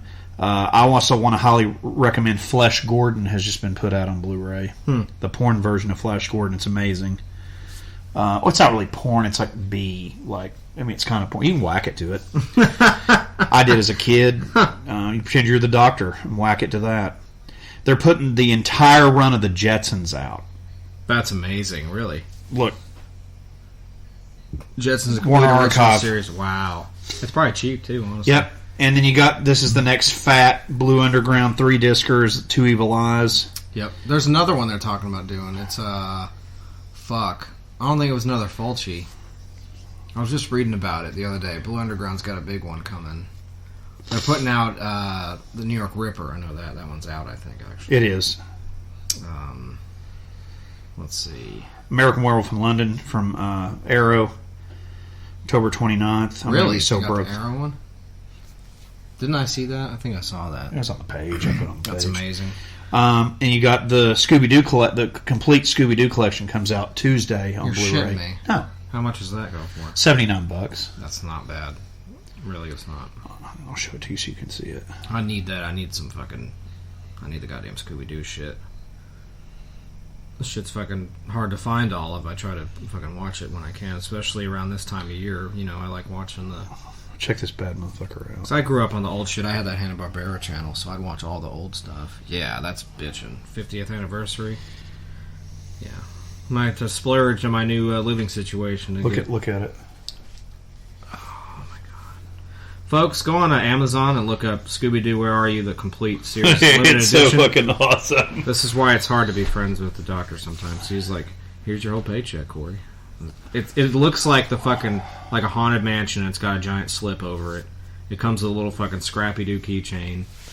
God damn, I got it. It's awesome. I fucking love Scrappy-Doo. Oh yeah, it is Two Evil Eyes. It's the Dario Argento thing that he did with George Romero. That's the next Blue Underground thing. Goddamn, what is that? Hold on. There's another one they were talking about putting out though that they haven't yet, but they were working on it. I don't remember. Batman Beyond, the complete series on Blu-ray. You gotta stop. This is all stuff. I'm just being honest. And I think this is really cool. I wanted to mention this to you guys if you guys are into cartoons. And these are not Blu-ray, these are DVDs, but they're really cool. Universal Film Company has bought the rights for the complete He-Man. Amazing. And complete Voltron. Woo! No Blu-rays, it's just DVDs, but it's still really cool I that still they buy them. I like put them out cheaper then. Yeah, and they put out some they're going to look really good because they don't skimp on their shit. Yeah. Devil Rides out October 29th. I did order that Godzilla set. Did you? I did. It looks pretty damn good, man. It's got all that stuff. Amazon had it one day for $139, so I went ahead and did it. It's not bad at all. V, the original miniseries is out on Blu-ray, which is one of my favorite sci-fi shows of all time. Mark Singer, a.k.a. Don Coscarelli, Beastmaster, which I wish somebody would put... The original? Yeah. Yeah, I'm obsessed with it. It's good. Yeah, I think it's great. Oh, this is it. That they're going to release. Yeah, that. I've seen it. Oh, yeah. There's a Blu-ray of it out now. No, this is for... Bastards out of stock. This is for our friend Phil Anselmo here. This was about a month ago. This was released as a statement, so some people will probably already know about this. But the next Blue Underground thing that I'm going to fucking take a giant piss and shit my pants over. They've recently restored films like Maniac, New York Ripper, and Zombie, and they've announced their next restoration, Blue Underground, House by the Cemetery. Oh, that's right. Another 3-discer coming out from oh yeah, that Batman Beyond's shit. I like that they're doing little tiny pops with them. I think that's cool. It is. It's cute. Let's see. We just had our first look. This is from Blade Disgusting. Whatever. This was actually a cool article for once. We just had our first look at the work in progress. Is so bought. And it is absolutely gorgeous. Blue Underground announced on their Facebook. They added more info soon. We'll keep you posted. So yeah. Next, after that New York Ripper, they're going to have the other 3 discs. So after I had just bought that Lucio Fulci collection from Texas Frightmare a couple years ago, where it's got New York Ripper, House by the Cemetery, and can't think of the third film that's on there. It's not Zombie. It's not The Beyond. It's not Manhattan Baby. Matt Harvey's favorite. City of the Living Dead. That was the other film on that. Well, Torso he fucking loves too. Yeah, but as a Fulci. No, you're right. Favorite Fulci, City of the Living Dead. But that's on there. So, of course, City of the Living Dead was recently restored by Arrow, and it's only UK. And it was such a pimpin' ass collection, and I'm pissed that it's not a region free. That was really pissed me off. But thank you to Blue Underground for starting to put out these 3 discs, and I'm going to have to trash that 3 disc and get the separate ones of New York Ripper, House by the Cemetery, Manhattan Baby. It's going to be fun to just get all this. They all have the soundtracks with them, which I love. And then you just saw that. I guess I was the last of the 6 vampires. You got the little toilet bowl right there. Comes out and he's the Joker. Yep.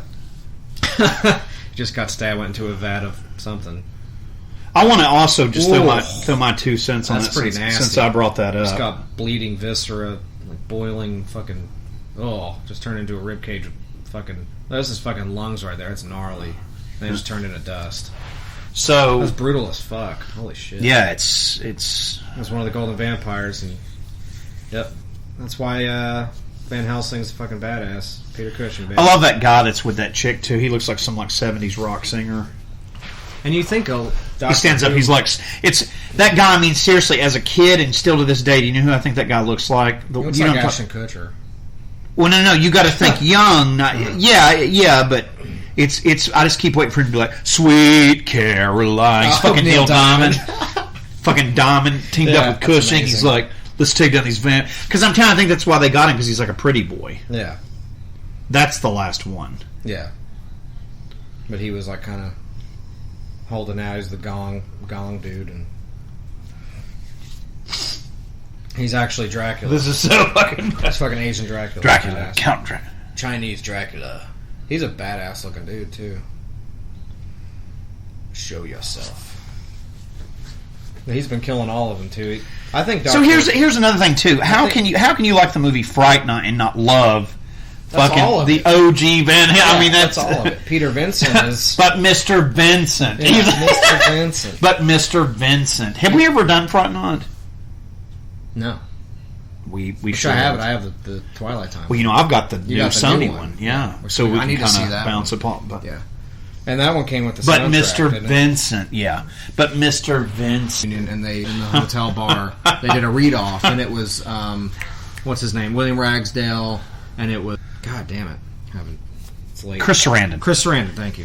He was there, and then, God damn it. I love the soundtrack. Amanda Beers was there, and they all were doing the lines. Even William Stark was there, who's like that ghoul of like Jerry Dandridge, and he did the table reading with them, and they were all just sitting down on the floor in this bar when they were doing a read-off of the script, and he was like, Mr. Vincent, like somebody did took over his role. Look, he's like, show yourself. Yeah. Now he's back to the... It's fucking amazing. These movies are whack because he fucking takes his ass out every goddamn time. It's goddamn awesome. Or it's not Christopher Lee. He's voiced by that dude. We were talking about that. It's not Christopher Lee, famously. Because he's in the beginning of the film, the Dracula. Forget who plays him now. I'd have to go back and look, but either way, it's badass. But I was going to try to say, I think Doctor Who took a lot of influence from this character too, if you think about it. Man, look here's the thing. That is nasty looking. Saw some flesh peeling and eye bulging. Ooh, I mean, these movies are fucking gnarly, dude. Like, you talk he's like... You talk about OG rated R stuff. Like, I mean, look at that. That's rad. Look at that. Oh. The special effects for this stuff got no credit. Look. It did back in the day. It won a lot of awards, but you look back now, these are like the OG gore stuff. I mean, this wasn't... I wanted just a shirt of that fucking Dracula with the fucking nasty thing for with his eyes bulging where he's like... No, they're falling out, yeah. where they're sunken in. He's just like... Now look at it. That's fucking awesome. Yeah, that's nasty. The effects are so good in these films, too. People actually went back and watched this just to I bet that watch smells real delicious, too. Watch it and appreciate these films. Like, the effects are amazing. The cinematography is beautiful. The acting is fucking top. Isn't that crazy? His thing that he stabbed him with actually felt him crush the skull. It's fucking awesome. It's poetic. Yeah, like I said, everything about these films are fucking awesome. And they're always worth watching. They're never boring. To me, I'm a huge horror fan. I like this stuff. I mean, it's always a treat to watch them with you. I feel like I get to share something that I love, and it's. I hope I'm sharing that with you guys out there. Passing it down. This stuff is fucking so good, man. No, this like that shot right there, that red in the background with the flame, and then you got him all choked up. It's beautiful cinematography. Yeah, and all these films are like that. That temple with the green hue and the red. Drunk. It looks fucking. Green looks like a damn Dos Equis beer machine at the bottom that I was drinking earlier. There you go. There, Legend of the Seven Golden Vampires. What can I say? The whole film is just a blast. It's like watching a goddamn pay-per-view. Like you're waiting for the Duke out, and it's him and Dracula. And it's duking Show out. yourself. I mean, that whole thing. It's fucking. It's duking out the whole time. The vamp. We gotta queue up the John and Don here now that we've. If I can get that going, but we'll get the final thoughts here. It's distributed by Warner Brothers. Thank you, Warner. Thank God they made a deal with them to get all these movies out, because I'm ecstatic to get all this shit. No, this archive stuff is amazing. Well, no, this is Scream. Yeah. But yeah. Everything else is handled by them. Yeah. Thank you, John and Don, for not being drunk like Chuck. Thanks. Chuck was just like not wanting to alter the future. Yeah, we'll get it. But he did us in the second half of it, so it was fine. But yeah, Legend of the Seven Golden Vampires, thank you, Doctor, for showing that to me. It was fucking beautiful. Cinematography's top-notch. The acting's always top-notch from Peter Cushing and the likes of him. And,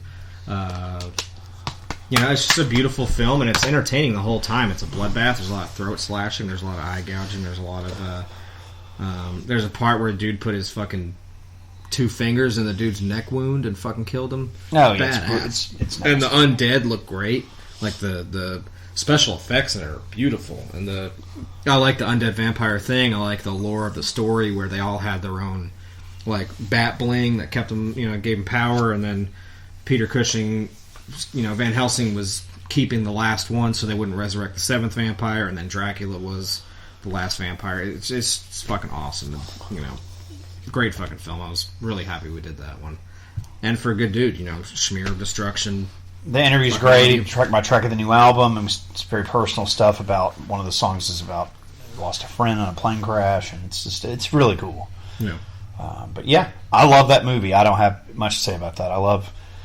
Glad any Teutonic thrash band is welcome to talk to me. I'm fucking thank you, Nuclear Blast. Thank you, Corey, for letting me make that happen.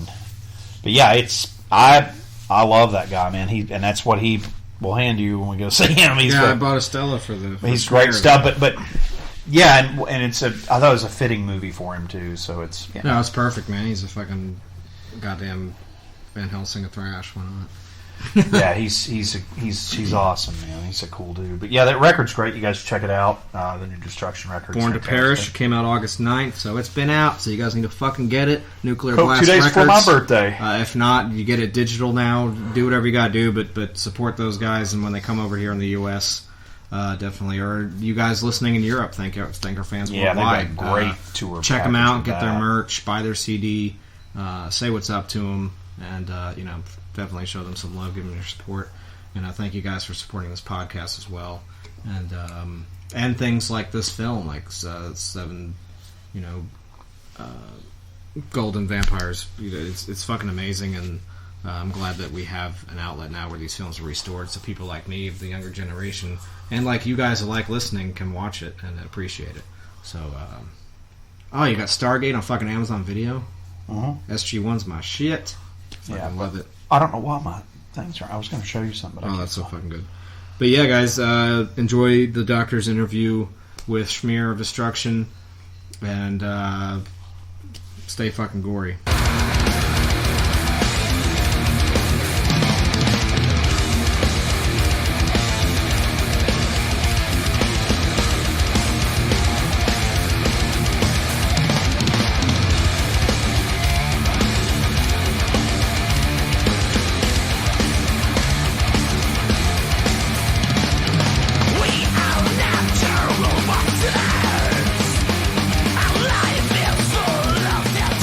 Vincent West with the FANTASM Podcast, and I'm here today with one of my favorite people and one of the founders of Teutonic Thrash. I'm here with Schmier from Destruction. How's it going, my friend?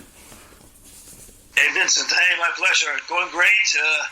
Promoting the new album is going well. Everybody loves the new record, which is, of course, fantastic. And, looking forward to talk to you. We're so excited to dig into all things about Born to Perish today, and that's coming out in August 9th, and it's going to be with Nuclear Blast Records, and I'm so excited to dig in track by track with you today, man. I'm so excited to have you on today. Thank you so much for doing this. My pleasure. Awesome. And then we'll start right out. Track 1 is Born to Perish. Yeah, Born to Perish is the first single of the album, and we chose the song because it has this, it stands for the album basically. It has some really cool drum beats. It has the riffs. It has the speed. It's 212 beats per minute, so that's like the speed limit for a thrash band normally.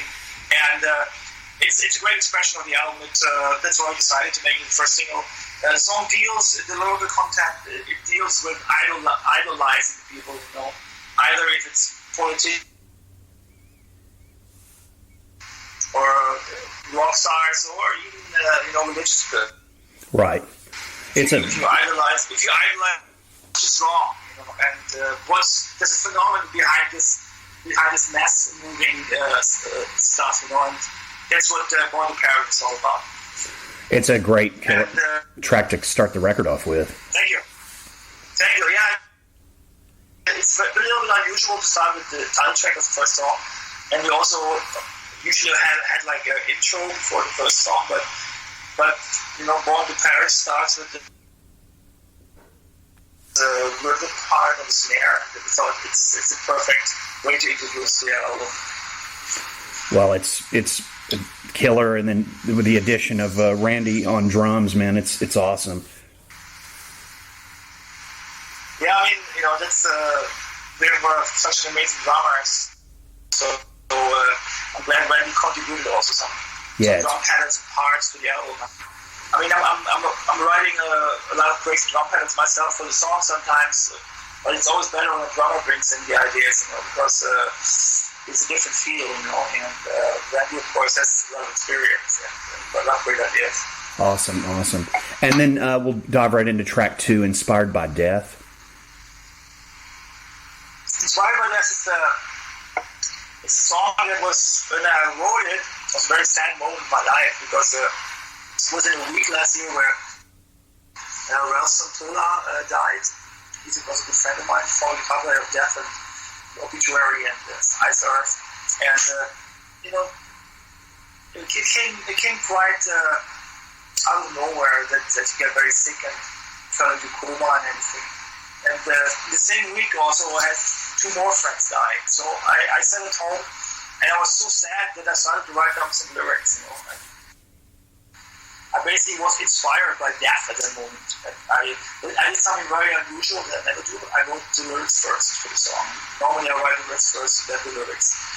And the song turned out really old school. I really liked the vibe. I wanted to have a different beginning for the song, so basically the song starts with guitar and vocals, which if you did do some nice pretty here, the start with vocals and guitars only, without drum beats, without bass and everything. So I really like the song because it has a special meaning to me. I remember my old friends, and it's actually a good message in the song, like enjoy life. We only live once, basically. And the song has a very good old school kind of vibe.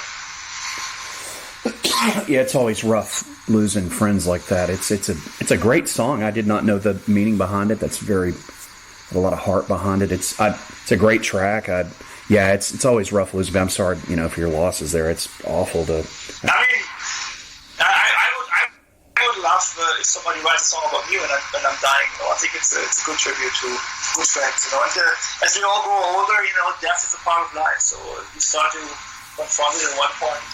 When you're young, you think you're invincible, and when you get older, mortality becomes more clear. Definitely. And then track 3 is Betrayal. Yeah, Betrayal is the second single of the album. It's one of my favorite tracks on the album, and I think everybody can relate to acts of betrayal. I mean, everybody get betrayed at one point, either your friends, your girlfriend, maybe at your job or whatever. Betrayal is one of the biggest problems of humanity. You get fucked over, and people have sometimes no shame. And we did the videos for the song, which shows the acts of betrayal in the video, and it's one of my favorite songs because it has a very thrashy, classic feeling. But even though the chorus is different, the chorus is a little bit more catchy.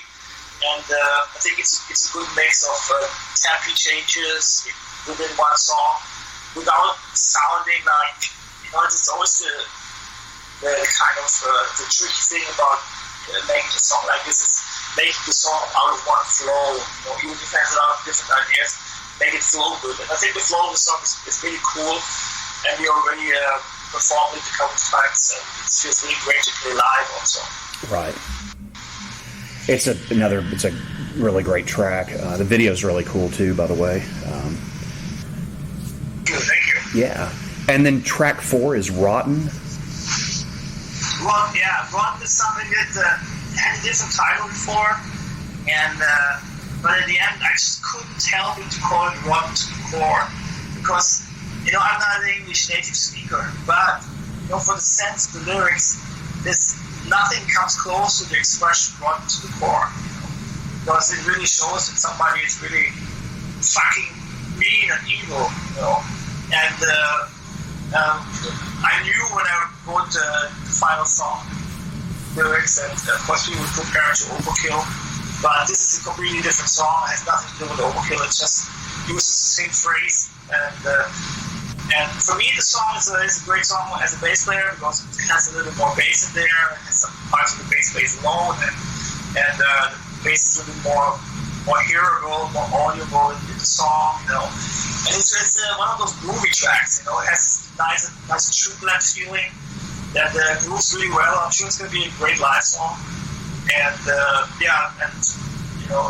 basically the lyrics are dealing with somebody that is really fucked up, that is rotten to the core because he's misusing others to gain strength and gain success, and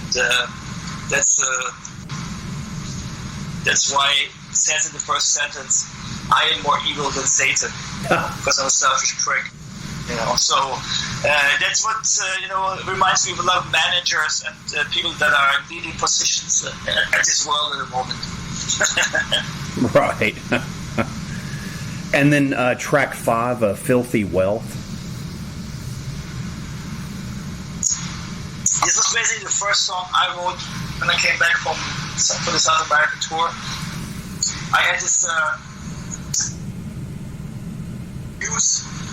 news show, and they were talking about how some companies and some banks are making their money with, and they called it filthy wealth, And I thought that would be a very great song title for a song because it's fucking true, A lot of people make their money in a dirty way, But it's accepted, it's allowed, but it's really fucking filthy.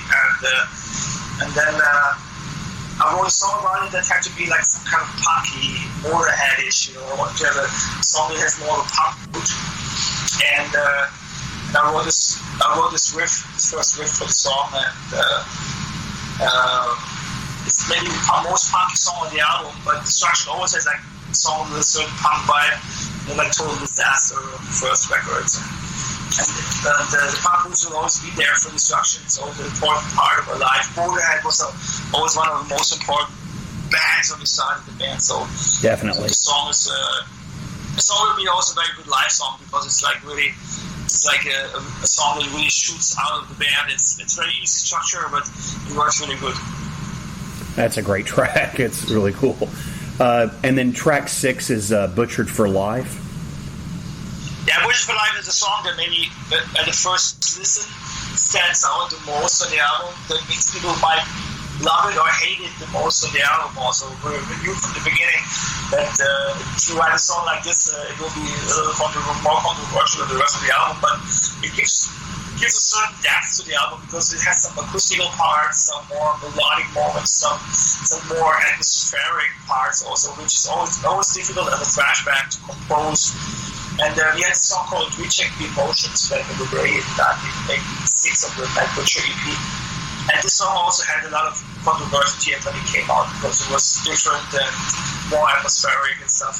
And we wanted to recreate a song like this. Now that we have 2 guitars again, we could really add some little more details, some melodic part of solos, and also it's a song that we didn't care about how long it's going to turn out. Sometimes you cut the song shorter because the stuff turns too long.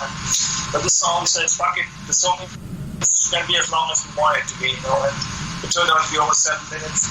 But it has all the band offers, it has diversity, it has speed, it has aggressiveness, it has also more of the catchy atmospheric moments. So it's definitely a song that will divide the people. Some will love the song, some will hate it, but it's also a song that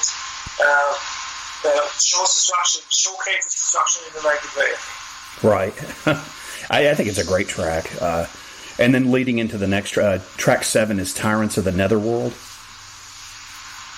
Yeah, that's the song that usually many bands would put as the first song of the album because it's maybe the most aggressive song on the album. It's the most fast song. It's the most aggressive song on the album. It has this like 80s Slayer kind of vibe, that also Destruction had in the 80s. And we put it after Butchered for Life because once you have the both extreme songs next to each other, and I think it's relentless song, brutal, fast, has everything that a thrash song needs, and it's gonna be a live crusher. It's a great track, and speaking of great tracks, my favorite track of the album, track 8, We Breed Evil. Yeah, that's actually a song that's a little different. Even though it's also a song that marches forward and doesn't let you breathe, it's really pounding, really strong. But it has this certain groove. We composed the song for Randy because this is a groove that Randy loves to play, that he's very good at, and it makes it really like alive and really pounding hard.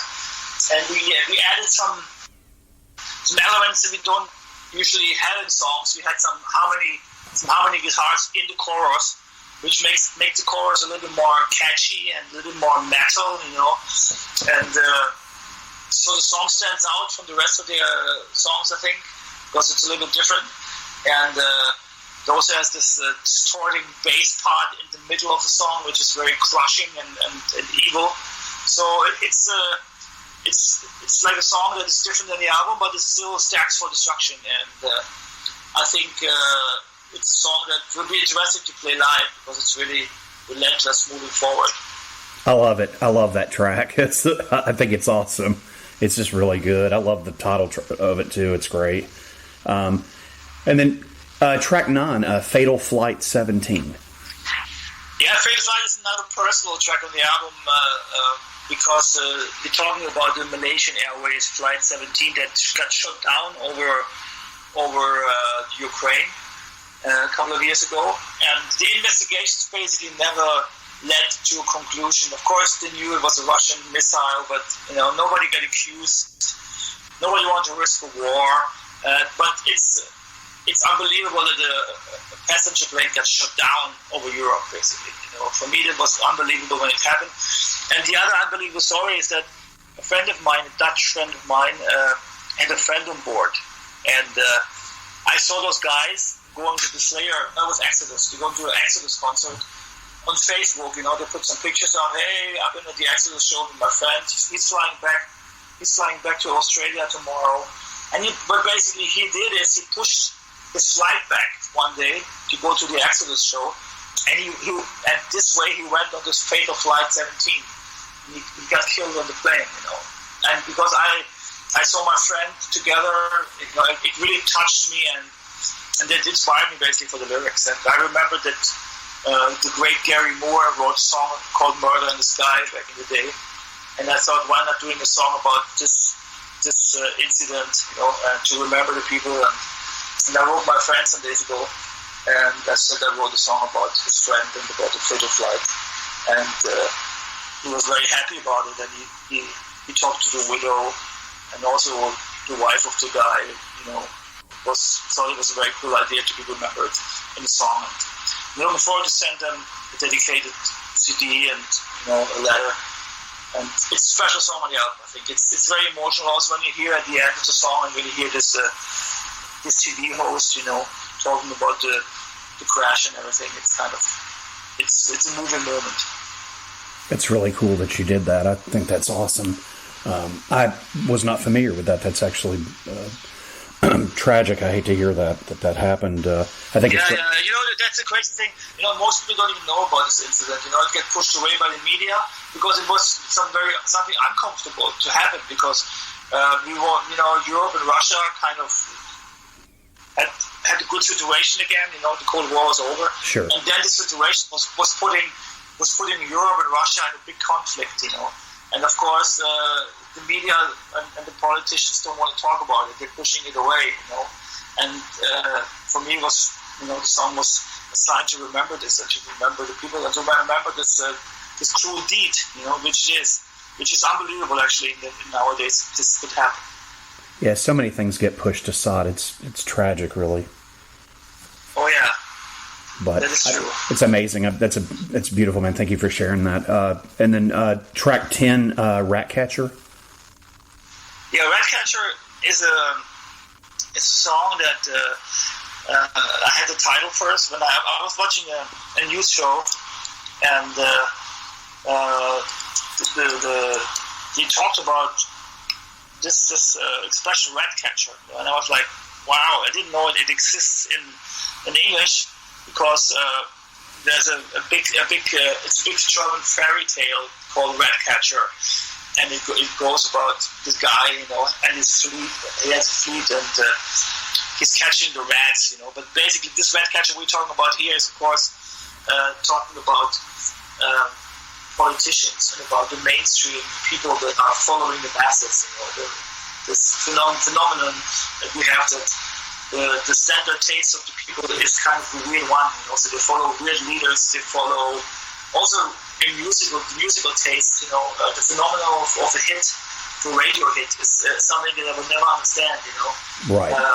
It's basically the worst song, the most catchy song in the world becomes the biggest hit. It doesn't represent the good taste, it represents the bad taste of the masses, And that's what I'm talking about in the Ratcatcher. It's the synthetic standard taste of the masses, And that's something that is not my taste. And of course, it also has some political background, And it's a song that talks about brainwashing and about, that you should have your own. Have your own mindset, be your own individual, think for yourself, and that's what Ratcatcher is all about.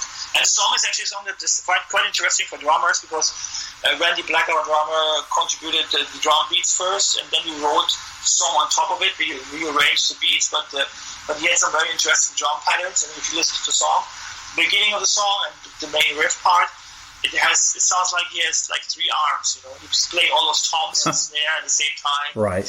It's this really weird drum beat, and it sounds really cool. And that's it makes the song very special. And It's the last song of the album, and then there's one more bonus track, of course. But we wanted to be the last song on the album, also be a special one. It is. It's a great way to go out with the record. And then speaking of the bonus track, we'll talk a little bit about Hellbound.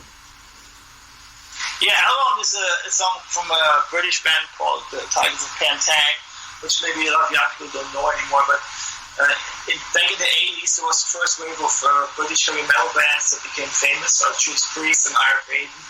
But there was also the second wave of bands that were as good, but they never really made it super famous. And one of those bands was Tigers of Pantang, and they had some changes in the lineup, but they also had a very famous guitar player, John Sykes, that later on became a member of Whitesnake and Blue Murder. I love John Sykes. I think he's an underrated guitar player. I think he's so talented. Fantastic guitar player, and this especially Spellbound album was an album that is totally my youth, and we never covered the band because it's great musicians and fantastic singer John Devereaux, the singer they had at this time. You need to be sure what you do when you cover a song like this, and I was never brave enough to sing a Title of Pantang song, but now this time, after we did a lot of covers, I thought I'm ready to pay some tribute also to Tigers of Pantang. It's a great song, and it's the 80s. It's my youth. It gives me a lot of memories, and it's fun that we have the chance to deliver some of those songs to our fans now.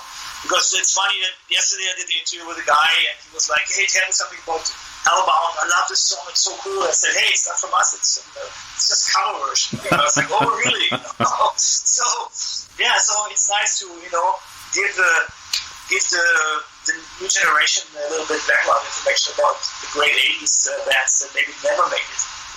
I tell you, for me, the Thunder and Lightning record he played on, good God, it's one of my Thin Lizzy. It's so good. Everything he did was great. I mean, I loved the Tigers' work. I loved the Sin Litty, of course. I loved the Blue Murder album. Oh, the Blue Murder stuff's so good. Also, the Whitesnake work with him was more heavy. Even Whitesnake is a very bluesy band, but I liked Sykes coming into Whitesnake. He fitted really well. And, he blew them up over here. I don't think people realize that he played on that. The record, the self-titled record that blew up, the '87 record that was so huge here in America. So most successful Whitesnake album it is. Yeah, exactly. And it's John Sykes playing on it. Exactly. Most people don't even know that. And he made the Thin Lizzy reunion possible. Also, he was singing and playing it. And actually, that album and that tour was like outstanding. And he sang so good. Also, he really sounded like Phil, And I saw that tour was amazing, actually. And fantastic, underrated guitar player. It's too bad he's doing anything at the moment. He's not really doing much, right? I tell you, I love that cover. You guys did such a great job with it. It's a fun way to go out with the record too, because. Thank you. Yeah, it's awesome. And real quick, if we have time a second, Schmier, talk a little bit about. Do you guys have any plans to come over stateside and tour? Or? Yeah, do you hear me? We have a little problems with the connection now because there's a thunderstorm coming here. Do you hear me? I can hear you perfectly. Yeah. Yeah. I just hear it roaring, and I think there will be a big thunderstorm coming, maybe cutting our connection soon. But yeah, we are planning a tour in March or April in the States. Before that, we're going to tour Europe and Asia. But America is on the plan. We're talking right now to different agents. I think it should be March or April 2020 when we come back over to the States. We got to get together and have a beer, man. I got to come hang out with you again. Oh yeah, for sure. We'll catch up again. But yeah, if you want to talk about any of your other tour plans you'd like, a lot of our fan base is in Europe, so if you'd like to share any of that stuff you can talk about, we'd love to hear it here right now if you don't mind. I mean, what's set up right now is first of all in September we go out with Overkill and with Flotsam and Jetsam. Awesome. And then we're going to come out as headliners in February, where we're going to headline and we bring Legion of the Damned and Ex-Forder with us. Awesome. And one more band that is not announced yet, but that will also be a great tour. And then we're going to go to Asia and to America afterwards. That tour with Exhorder is going to be awesome. That's awesome. Oh, yeah. Yeah, looking forward to the new album. I only heard one song, but it sounded great, so looking forward to that. Oh, it's amazing. Well, I can't thank you enough for taking the time to do this with me today. I really appreciate it. Again, Born to Perish, Phantasm Fans comes out August 9th through Nuclear Blast Records. Check it out. Schmier, sir, it is always a pleasure. Thank you so much for doing this today. Hey. No, it's my pleasure. Thank you very much, Vincent, and hopefully see you next time in Atlanta. Yes, sir. Brother, thank you so much, man. I'll see you in Atlanta. All my best to you and your bandmates, and you guys kick ass on tour, and I'll be talking to you soon. Have a great weekend, Vincent. Thank you, brother. Thank you so much, man. Bye-bye. Take care.